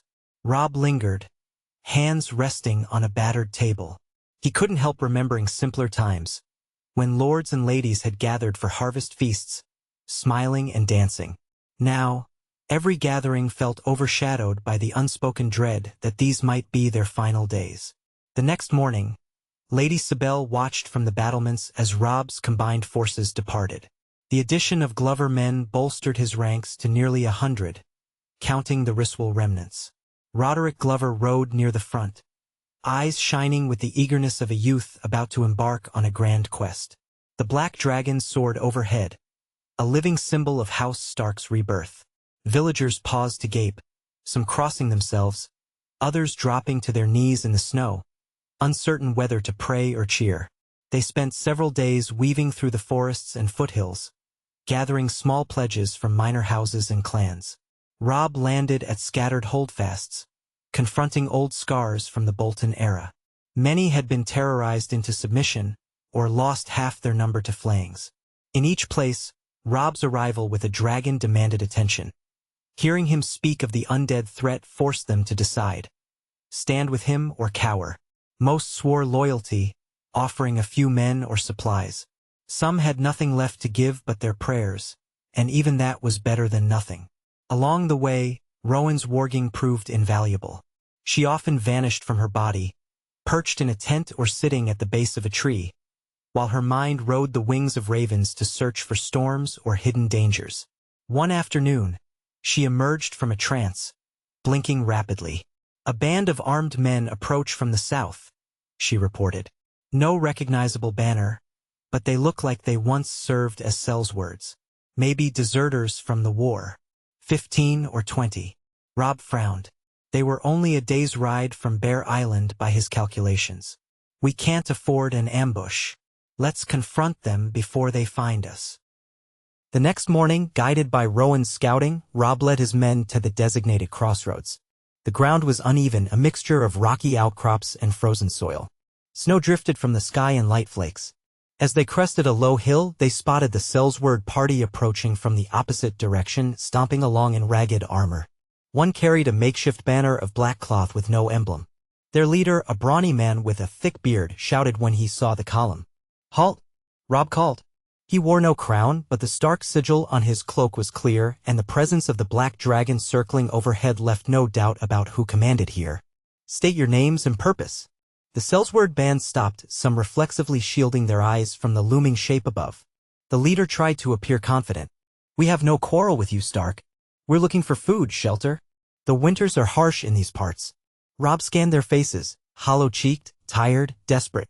But that didn't mean they wouldn't kill to survive. "This is the North," he said. "If you're not sworn to House Stark, you have no right to roam freely in these times. Will you lay down your arms and swear loyalty, or must we consider you a threat?" Murmurs passed among the sellswords. Then their leader gave a bitter bark of laughter. "Swear loyalty? We're free men. We don't kneel lightly." Robb's eyes narrowed. "It's your choice. Kneel or turn back south." A moment's standoff, tension bristling in the cold air. One of the sellswords cursed under his breath. Another turned and spat in the snow. Finally, a tall, wiry man raised his hands. "If we go south, we starve or run into the frays. No thanks. I'd rather take my chances with you, Stark." That broke the standoff. One by one, they dropped their weapons to the ground. The leader glared, but eventually did the same.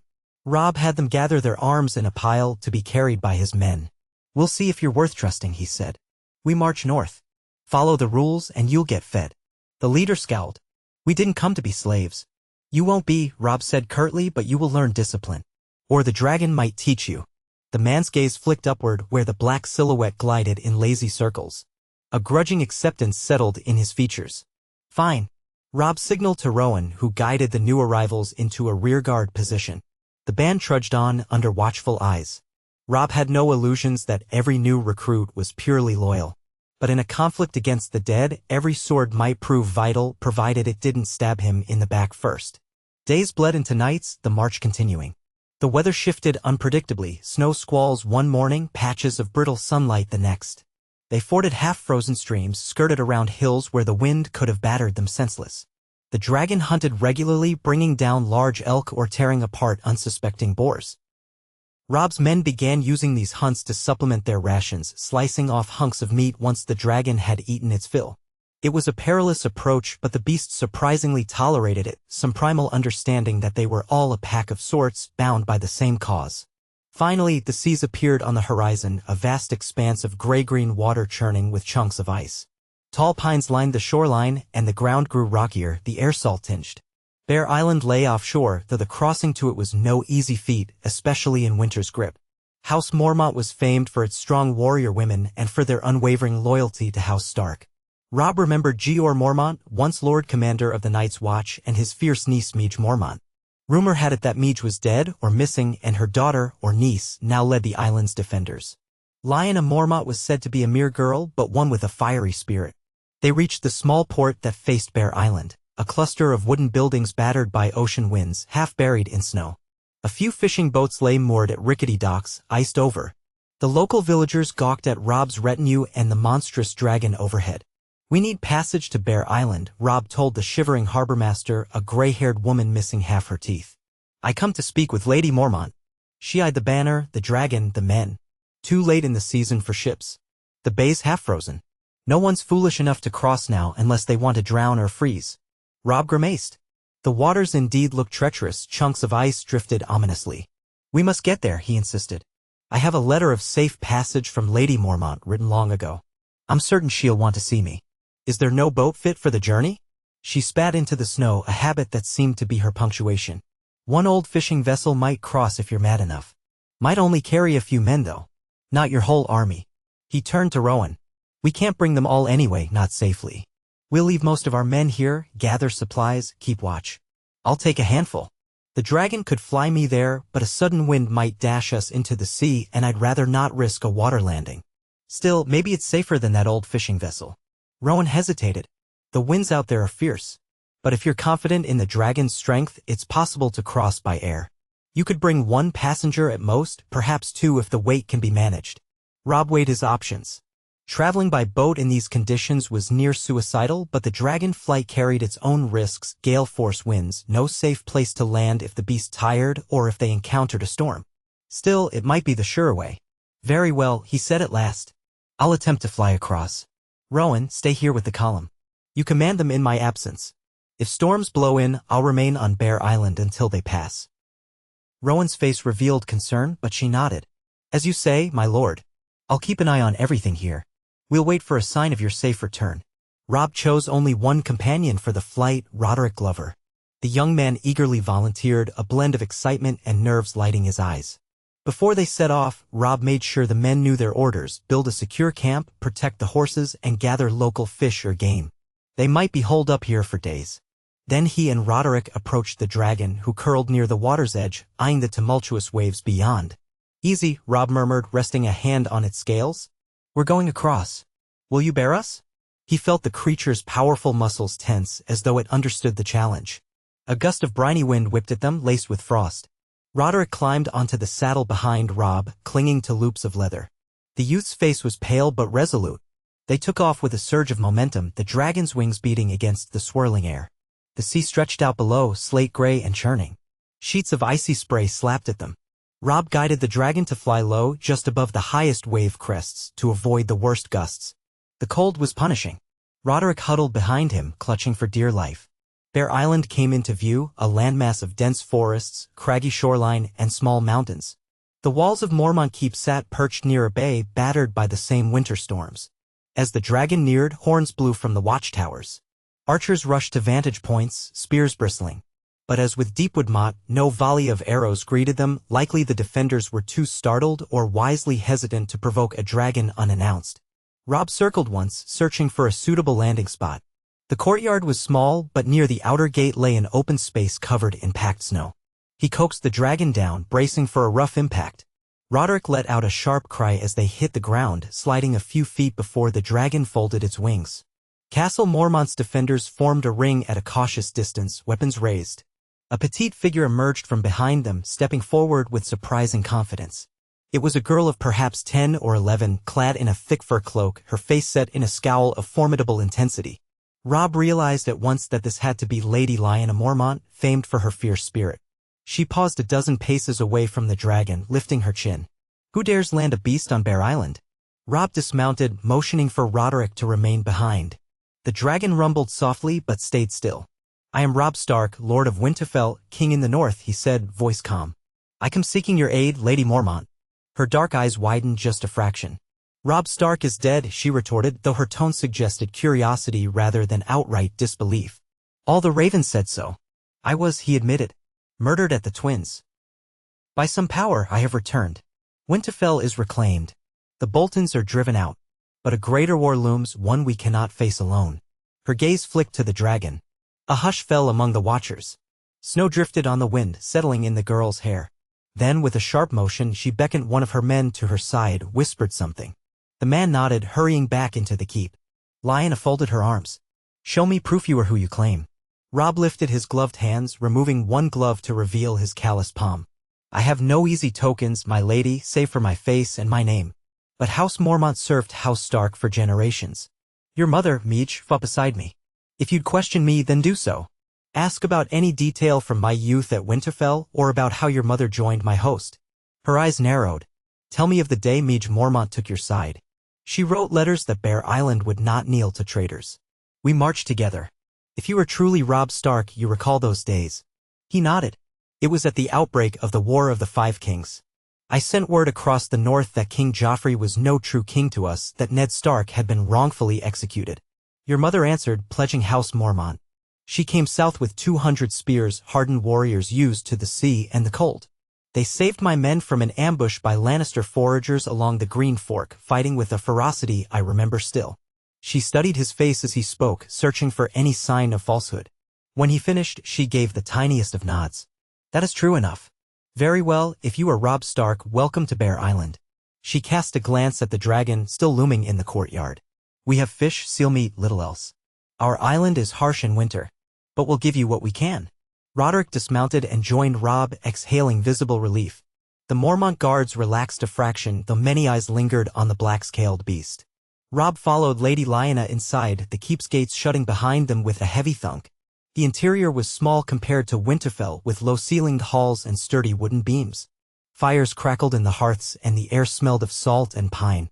They settled in a modest hall where Lady Lyanna took the high seat, a carved wooden chair draped with a bear pelt. Robb stood before her, cloak damp from the sea spray and snow. A handful of Mormont captains flanked her, men and women alike, all with the same grim, watchful expression. So, she said, her voice echoing in the small space. If you've truly reclaimed Winterfell, if you ride a dragon, then you have power. But why come to Bear Island now, in the dead of winter? Because the dead won't wait, Robb answered, meeting her gaze. The White Walkers are on the march. You may have heard rumors from the Night's Watch. Jon Snow is Lord Commander.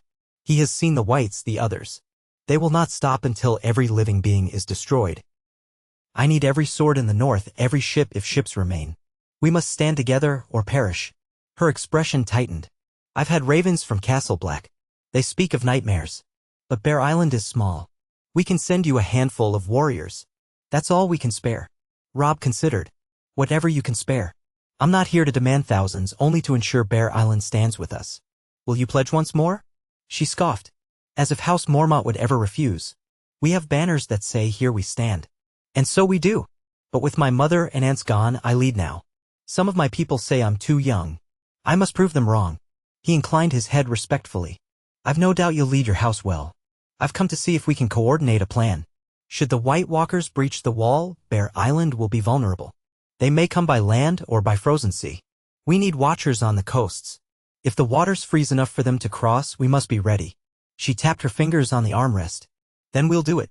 We have watchers, yes, a few longships that can still sail if the ice isn't too thick. Your dragon could aid in patrolling from above, perhaps? He paused. I might if needed. But the north is vast and I must gather lords from every corner. She gave a short nod. Understood. I'll raise what men I can. Perhaps 30. We lost many to Ironborn raids and the Boltons. But 30 Bear Island warriors are worth 100 Southern Knights. A faint grin cracked her otherwise stern face. Robb offered a half-smile in return. I believe it. Once we muster at Winterfell, we'll bring as many men as we can to the wall. Her young face sobered. And if the others come by sea? If they freeze the bay and walk across? The question hung like a ghost in the fire-lit room. Then you harry them, burn what you can, and pray we arrive with reinforcements, Robb said, more quietly. Fire kills whites. Dragonglass kills the others. We'll send you what dragonglass we have, though it's not much. Jon Snow is seeking more. Rumor says Dragonstone in the south has deposits, but that's beyond our immediate reach. She pursed her lips. We'll make do.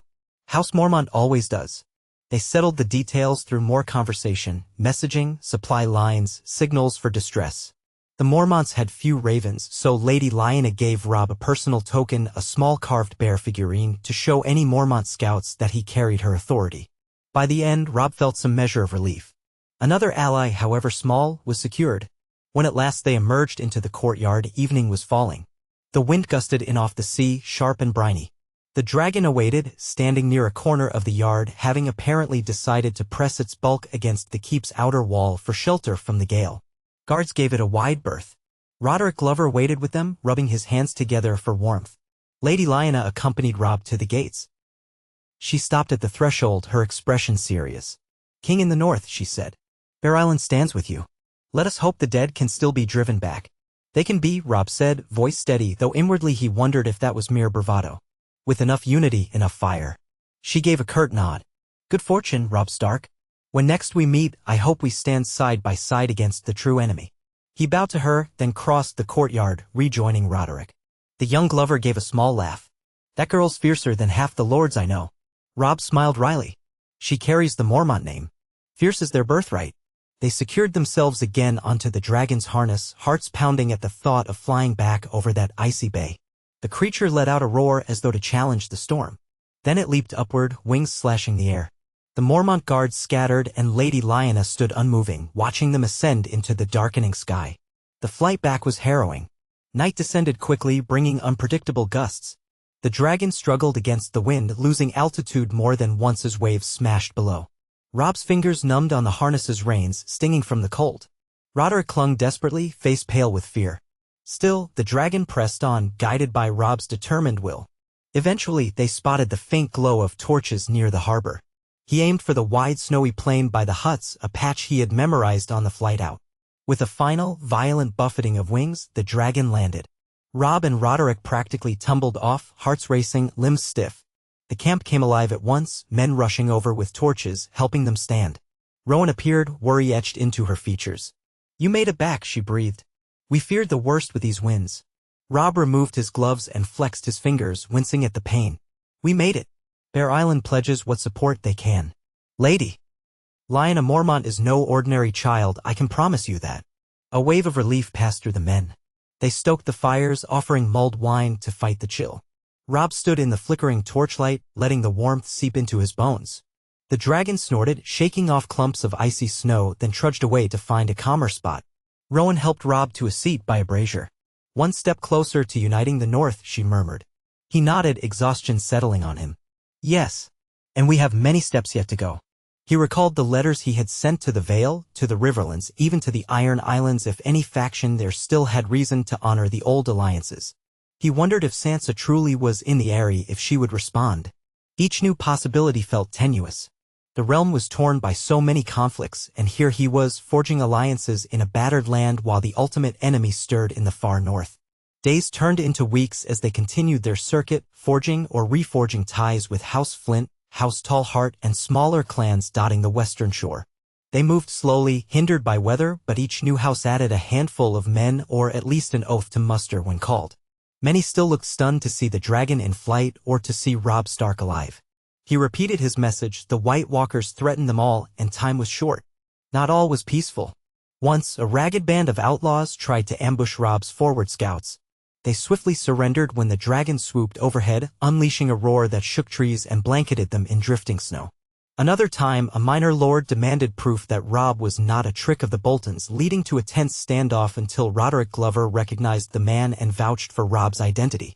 Such incidents underscored the fragile state of the realm, distrust everywhere, men expecting trickery or violence at every turn.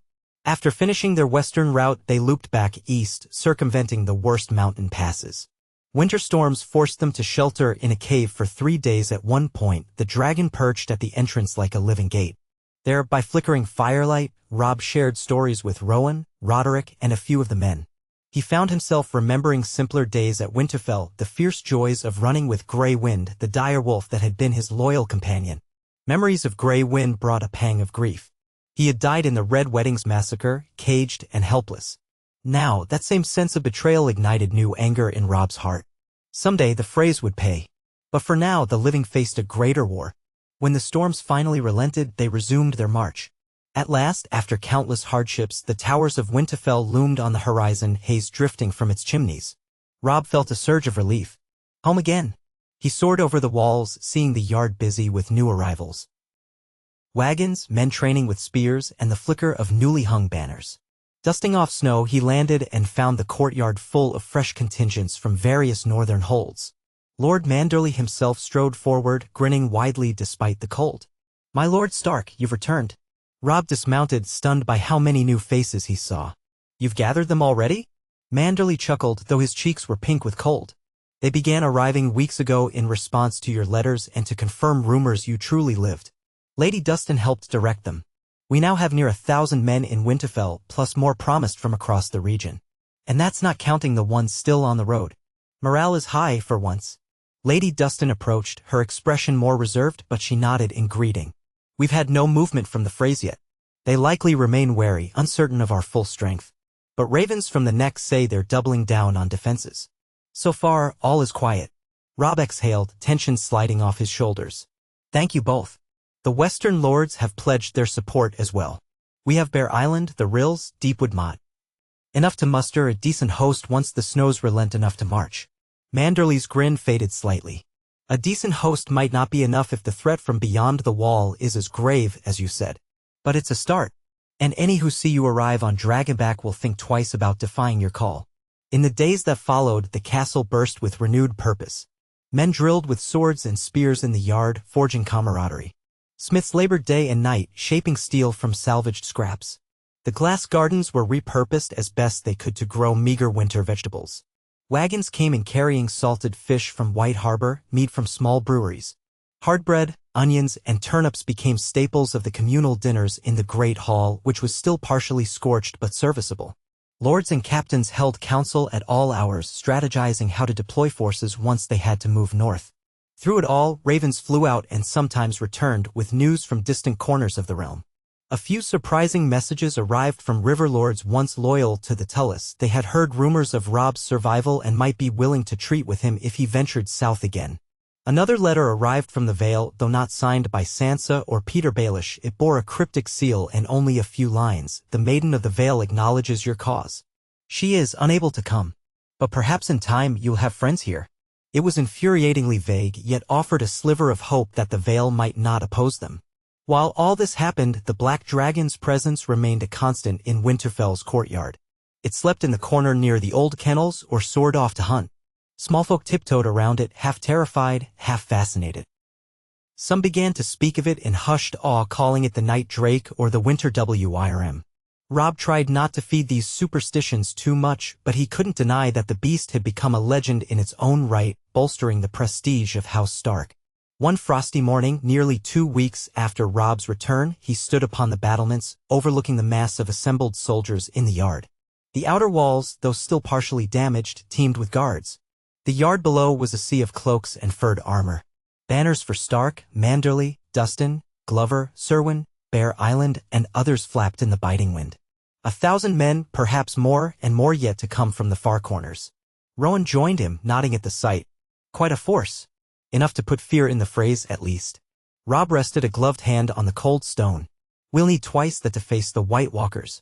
I've not heard from Jon in weeks. That alone worries me. Winter closes in, and the army of the dead might move at any time. She lowered her gaze. I could warg into crows near the wall, try to glean something, but that range is vast. I'm willing to try if you wish. He appreciated the offer. Do so if it doesn't risk your health. Any knowledge is better than none. She placed a hand on his shoulder in a friendly manner. We'll do what we can. The north is rising, Robb Stark. This is a start. He nodded. Yes. And the time is coming when we'll have to decide whether to march ourselves north to Castle Black or wait for the White Walkers to come to us. The notion of braving the open tundra with an army in midwinter was daunting, but letting the others breach the wall unopposed might be worse. A commotion by the castle gates drew his attention. Horns sounded. A column of riders emerged, carrying battered banners that Robb recognized. Tarly? That was impossible. House Tarly was in the Reach, loyal to the Tyrells or the Lannisters, depending on the latest shift. Yet the sigil was there, a striding huntsman. Robb exchanged a puzzled look with Rowan. What in seven hells is House Tarly doing in the north? They hurried down the stairs, passing curious guards. In the courtyard, men parted to let the newcomers approach. At their head rode a middle-aged knight in green and gold. He dismounted, bowed stiffly. My Lord Stark, he said, voice echoing in the hush. I am Ser Godric Tarly, cousin to Randall Tarly of Hornhill. We come seeking sanctuary and vengeance against the Lannisters who destroyed our lands. The Tyrells no longer protect us. We've wandered north, hearing rumors of your resurgence. If you'll have us, we'll swear swords to you. Robb blinked, momentarily at a loss. He had never anticipated men from the Reach fleeing so far north. Aye, how many are you? Barely 50, the knight replied. But each of us has served in the wars. We're not fresh green boys. Whispers rippled through the assembled northern men. Rowan stepped forward. We'll feed you if you truly swear loyalty. But know this, the king in the north has a greater war on his hands than any squabble with the Lannisters. Ser Godric nodded vehemently. We know. Some among us have heard wild tales of whites and White Walkers. If that's your fight, it's ours too. So long as we can strike back at those who forced us from our land in the meantime. Robb considered quickly. It was another sign of how fractured the realm was. A small band of Reach Knights turning up to pledge loyalty in exchange for survival. He stepped forward. Then swear your oath, Ser Godric.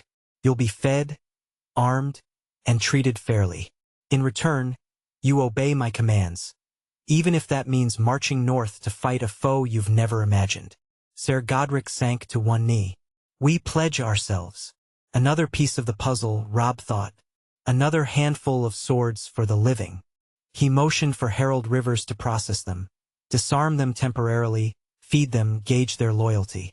The courtyard buzzed with excitement at the unexpected arrivals. Robb looked up at the sky, the pale sun shining weakly, as if to remind him that time was short.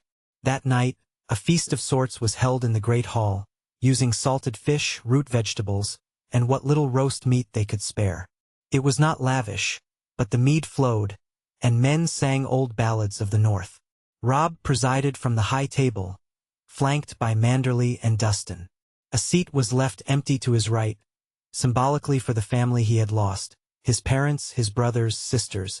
The hall was as full as it had ever been since the recapture of Winterfell, a testament to the strengthening alliance. The dragon, of course, did not join the feast, though more than one man joked that a stable wide enough for it would be needed if the good times ever returned. During the meal, Ser Godric Tarly approached, bowing. If it please you, my lord, might I sing a lay of the old days? I was taught a few from the bards in Highgarden. Robb waved a hand. If you like. Godric stepped to the center of the hall and began a solemn song about the long night, an ancient ballad describing how the first men and the children of the forest united to push back the darkness. The melody was haunting, the lyrics echoing about heroes forging alliances of necessity. Robb felt a hush descend over the rowdy crowd as the message sank in. This was what they faced again. A long night, perhaps even worse. The hall's torches and braziers crackled, throwing flickering light on the upturned faces of warriors from half a dozen houses, from the Risswell to the Mormont to the Tarly. Each man or woman listened, hearts stirring with a mixture of awe and fear. When the song ended, no one spoke for a moment. Then a smattering of applause rose, subdued but appreciative. Godric bowed his head and stepped back. Robb found himself breathing more heavily, the gravity of their quest pressing on him. Was he truly forging the alliance needed to face such a threat? Or were they all deluding themselves into false hope? Afterwards, as men and women drifted off to bed, Robb remained in the hall with a handful of close advisors. Rowan, Herald Rivers, Lady Dustin, Manderley, Roderick Glover, and a few others. They gathered around a low table where a map of the north lay pinned by stones at the corners. Candlelight flickered on their weary faces. How soon can we march, realistically? Robb asked, tracing a route from Winterfell up to the wall. Herald Rivers rubbed his stubbled chin. If we wait for the rest of the northern levies, we might see another 1,000 men in a fortnight. But the roads are harsh. We could set out in smaller parties, hoping to converge at Castle Black later. Dustin shook her head. Too risky. The others would pick us off in pieces if they come early. And the Freys might seize the chance to strike if we're split up. Best to gather one strong host. Manderley sighed. But the longer we wait, the greater the risk the walkers move first. Robb closed his eyes briefly. A conundrum. If we leave too soon, we go under strength. If we delay, we might be too late. He opened his eyes, sweeping the table with a steady gaze. We take a middle path. We'll give it 10 more days. The lords who've not arrived by then can join us later. We can't wait forever. We'll march with as many men as we have. Meanwhile, we send outriders to scout the neck, ensure the Freys aren't about to cross north. The small council nodded, though no one seemed satisfied. War in winter was a daunting proposition. Even the wildlings rarely ventured deep into the north in the dead of winter, preferring to raid in milder seasons. Yet everything was reversed now. The cold only emboldened the White Walkers. Late that night, Robb finally dismissed the group and made his way through the dim corridors to his solar. A guard nodded as he passed. Inside, a small fire glowed in the hearth, the only light aside from a flickering candle on a side table. He sank onto a stool, letting the fatigue wash over him.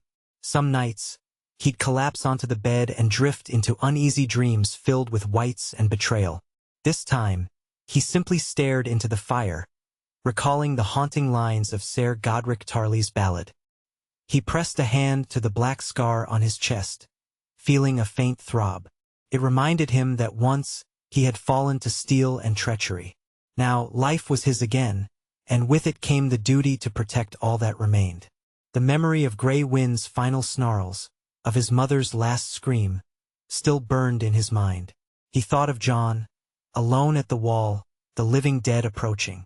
He thought of Sansa, possibly in the Vale, and of Arya, lost somewhere in the wide world. Would he ever see them again? Would they stand together against the darkness? He did not know, but he swore softly to himself that he would fight until his last breath. Until the living triumphed or the entire land was shrouded in an endless night. And beyond the walls, the dragon let out a distant, rumbling roar as though echoing that vow in ancient, wordless agreement. In the days that followed, the pace of arrivals slowed, though small bands still trickled in. Snowstorms threatened from the north, but so far Winterfell remained passable. Rowan attempted a deep warg one evening, stretching her mind toward the wall's horizon in the body of a raven. She returned trembling, eyes haunted. I couldn't see them clearly, but I sensed cold. Death. As if entire stretches of forest were silent. No wolves, no birds, nothing. The others might already be on the move. The tension in Winterfell soared after her report. Lords pressed Robb for a plan, a call to arms. Some clamored for an immediate march, others insisted on waiting for more men. Robb held steady, reminding them of the 10-day timeline. If we march too soon, we starve before reaching the wall, he said. Let's use these days to train every able-bodied fighter. Thus, the yard was filled with drills from dawn to dusk. Archers tested their aim, swordsmen sparred in the snow, spearmen practiced forming shield walls. Robb went among them, sometimes clashing blades to demonstrate technique, sometimes offering quiet praise. He saw old men who had survived the wars, young men barely more than boys, even a few women from the outlying houses who had come to fight. The North poured its heart into readiness, for they all felt the overshadowing presence of doom. At last, on a bitterly cold morning that dawned gray and still, Robb called his war council together and declared they would march on the morrow. Enough men had arrived, those still traveling would either catch up or defend their own lands. To remain at Winterfell any longer risked letting the White Walkers slip past the wall unopposed. The men murmured agreement, though a hush of dread clung to them. That evening, horns sounded at the gates just after sunset. Robb, in the great hall, looked up sharply. Another arrival, but who would come so late? He and several others hurried to the courtyard. Torchlight revealed a small party of riders, perhaps 20 in number, wearing cloaks of grayish-green. Robb's heart jolted as he recognized the Tully fish emblem on one rider's tabard. He stepped forward, the dragon looming behind him as the newcomers drew up. A hooded figure dismounted, stiff with cold. Torchlight flickered on her face as she pulled back the hood. Robb felt his breath catch. It was a woman in her middle years, features worn by sorrow but unmistakable. A flush of memory struck him. She was once a lady-in-waiting for his mother, or a distant cousin of the Tullys. He struggled to recall her name. "My Lord Stark," she said, voice trembling with exhaustion. "We come from the Riverlands. A band of us broke free from Frey territory. We bring tidings and a message." Robb's men helped them off their horses, offering blankets. The woman took a moment to steady herself, then withdrew a small sealed letter from inside her cloak. "This is from Lady Stoneheart." Robb's blood went cold. Lady Stoneheart. He had heard rumors, whispers of a vengeful phantom in the Riverlands, punishing Freys and traitors. Some said she was Catelyn Tully risen from the grave, her throat slit, her voice a rasping whisper of vengeance. Others claimed she was a demon wearing Catelyn's face. He stared at the letter, unsure whether to believe or recoil. Slowly he took it, breaking the seal to read by the torch's flickering glow. The handwriting was shaky, as though written by a trembling hand not quite used to the task. It was short, each word heavy with a sense of desperate longing. "Robb, if the gods have truly brought you back, then you must know I cannot rest. Our family's blood cries out from the twins. The Freys must pay. Come south, or I will meet you halfway. Vengeance is all I have left." The letter ended abruptly. There was no formal signature, only a splatter of dried blood. Robb swallowed hard, gripping the parchment. A swirl of emotions battered him, hope that his mother somehow lived, horror at what she might have become, guilt for not saving her at the twins. He forced himself to speak calmly. Where is she?" The messenger bowed her head. "Hidden in the Riverlands. leading outlaws ambushing fry patrols. They say she can barely speak, that her throat was cut. But she commands them with a gesture. She kills any she names as traitors. Robb closed his eyes. Part of him wanted to gallop south that very moment to see if this lady's stone heart truly was Caitlin Tully. But the White Walkers overshadowed everything. The realm faced a threat beyond mortal feuds. And yet, could he ignore his mother's call if indeed she lived? The letter's words scrawled in that shaky hand seared his heart. He thought of her final moments, the agony on her face. He clenched his jaw, forcing composure. "We march north at dawn," he said. "The White Walkers threaten all life, not just ours. But if Lady Stoneheart seeks vengeance, perhaps she can hold the phrase in check from the south, buy us time." The notion felt monstrous, allowing this vengeful specter, if that's what she was, to wage a private war while he defended the living from icy doom. But what choice did he have? The messenger looked stricken. "She hoped you would come to her aid to destroy the phrase once and for all." Robb's voice cracked slightly. "I cannot. Not yet." The words tasted like betrayal. The dead approach from beyond the wall. If we do not stop them, no vengeance will matter. When that threat is ended, if we survive, we will settle accounts with the phrase. He handed the parchment to Rowan, who read it quickly, her eyes widening. She gave him a silent look of sympathy. The messenger woman nodded slowly, tears shining in her eyes. "I understand. I only beg you, if you have any force to spare, send it south." The phrase ruled a river with cruelty. Many innocents suffer. Robb sighed, staring at the snow-choked yard. The men milling about watched him, uncertain. The dragon let out a rumble. "I have no men to spare," he said softly. "But tell Lady Stoneheart that House Stark has not forgotten the Red Wedding. I will come. On my honor, I will. But only after the dead are dealt with." The woman exhaled, nodding. "Very well, my lord. We will rest here if you allow, then ride back with your message." He waved a hand wearily. "Of course. Winterfell opens its gates to you. Rest and warm yourselves. Leave on the morrow if you must." She bowed, leading her small party inside.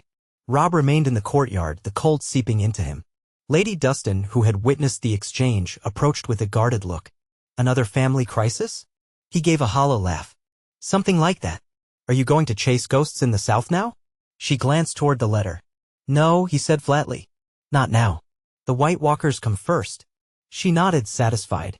"Then we stand by you in that choice." He hardly registered her departure, lost in turmoil.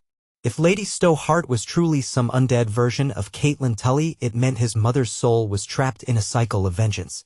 Yet he could do nothing to free her, not while the entire realm teetered on the brink of an even worse fate. Each breath he took stung with guilt. He laid a hand on the dragon's flank, ignoring the curious onlookers, and turned to enter the keep. The letter burned in his mind, a constant reminder of everything else left undone. Morning came in a white haze, snow drifting lazily. Robb donned his armor, sturdy leathers reinforced with steel plates, and the heavy fur-trimmed cloak that bore the Stark sigil. He strapped a sword at his hip, though he knew that if they faced the others, Valyrian steel or dragonglass would be needed. The gloom in his heart persisted, but he suppressed it. No more delay. The North marched to war. He emerged into the courtyard, where hundreds of men and women waited in disciplined formations. The dragon perched along the wall's edge, surveying them with luminous eyes. The clang of steel, the snort of horses, and the crackle of banners in the wind filled the air. Robb strode among them, confidence in his bearing, even if doubts gnawed at him inside. He had died once and now commanded an army that placed its hope in him. He could not falter. Lord Manderley and Lady Dustin waited at the head of the column, clad in armor, their house banners behind them. Harold Rivers was there too, as was Roderick Glover, Rowan, and even Sir Godric Tarley with his ragtag band. Robb raised his voice, letting it echo off the stone walls. "Men and women of the North and those who've come to stand with us. We face the gravest threat our land has ever known. The others gather in the far north, commanding an army of the dead. If we do not meet them, they will sweep over us, kill us, and raise our corpses to join their ranks. No castle, no keep, no family is safe if we fail." He paced before the masses, the wind ruffling his cloak. "House Stark has reclaimed Winterfell. We have bound ourselves in common cause, forging new alliances. Yet all of that is not if we turn away from the true battle. So we march north. We will join the Night's Watch and any others who dare stand against the White Walkers. We will show them that the living do not yield. And we will either triumph or we will die with swords in our hands." A stirring of voices rose, subdued but resolute. Some banged spear against shield, a dull clang reverberating through the courtyard. Robb inclined his head, feeling a sense of finality. "Ready the columns. We depart within the hour." the camp exploded into activity. Wagons were loaded with salted provisions, newly forged weapons, and bedrolls. Horses stamped nervously, sensing the tension. The black dragon shifted its weight, letting out a rumble that set the men on edge but did not cause them to scatter. They were growing more used to its presence, an uncanny part of daily life. At last, the gates were opened. Robb mounted a warhorse near the front. He had considered flying the dragon, but for the long march he wanted to remain accessible to his men. The dragon would fly overhead or rest in short flights, offering aerial support. Manderley, Dustin, and other lords formed around him, their retinues trailing behind. Drums began a slow, measured beat, and the entire host poured out of Winterfell, forging north on a road that would only grow colder and more perilous with each league. As the columns snaked away from the ancient walls, Robb felt an ache in his chest. Winterfell was home, but now it was less a refuge than a memory of what they fought to protect. He glanced back once, seeing the castle's towers recede behind swirling snow. Then he faced forward, urging his horse to a steady trot. They would pass through the Wolfswood, across the White Knife or the King's Road, depending on conditions, making for Castle Black. There, Jon Snow awaited them if the wall still held. Rowan rode beside him, scanning the skies for ravens. Roderick Glover was behind them, eyes set with determined youth. House Manderley's knights formed a wedge on the flank, while Lady Dustin's cavalry held the rear, ready for any surprise attack. The black dragon soared overhead, a living shadow in the winter sky. Robb heard men mutter prayers to the old gods, to the seven, even to gods beyond the sea. Fear mingled with hope in every breath. Mile by mile they advanced. The hush of the winter landscape welcomed them like an indifferent host, neither aiding nor opposing. Robb found his mind wandering. He tried to imagine that final confrontation. The White Walkers emerging through icy mists, their eyes glowing blue. He pictured the dragon unleashing flame on hordes of whites. Would it be enough? Would his father's memory guide him? Would the ancient magic that resurrected him help them endure? He forced himself to banish those thoughts for the moment and focus on leading. The living had rallied behind him. He owed them direction, confidence, and strength. The battered North marched forward, forging an alliance of wolves, bears, flints, and exiles, all united under a resurrected Stark and his black dragon. If that was not a sign of the times changing, nothing was. Hours later, they made their first camp in a clearing halfway through the Wolfswood. Fires were lit, tents erected. Robb consulted with his captains. The dragon circled overhead, scanning for potential threats. Nothing moved in the stark silence except the occasional fleeing animal.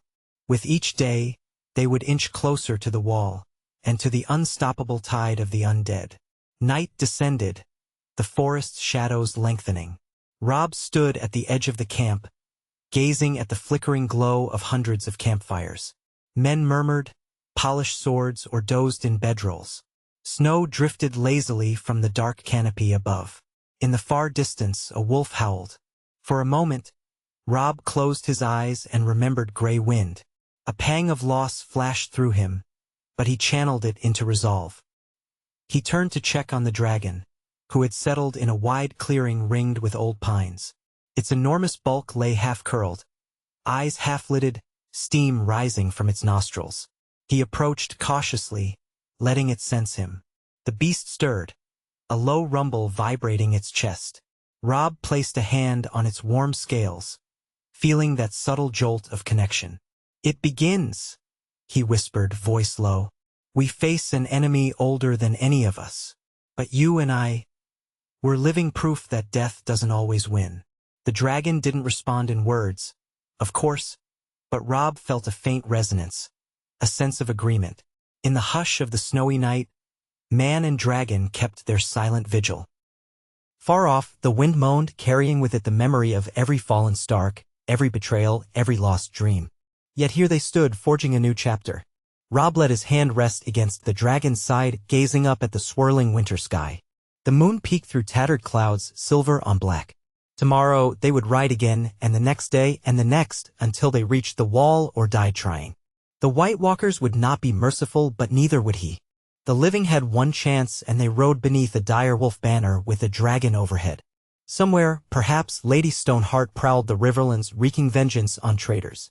Somewhere, Daenerys Targaryen staked her claim in a distant southern war. Somewhere, the Freys cowered behind their high walls, haunted by the knowledge that Robb Stark still lived. But none of that would matter if the dead claimed the world. He inhaled the cold air, exhaled a misty breath, and steeled himself for the battles yet to come. When dawn arrived, they would break camp, forging northward again through the silent forests and the gathering storms, every step bringing them closer to the final reckoning. The hush of the night deepened, and the dragon's slow, steady breathing lulled the darkness. Robb stood watch, king in the north, reborn by magic, sworn to guard the realm of men against an enemy that knew no mercy. The fires of his dragon would light the path or else be extinguished by the cold tide of oblivion. But until that final moment, they would fight on, wolves and bears, men and women, living hearts beating against the winter's chill, determined to meet death with steel and flame.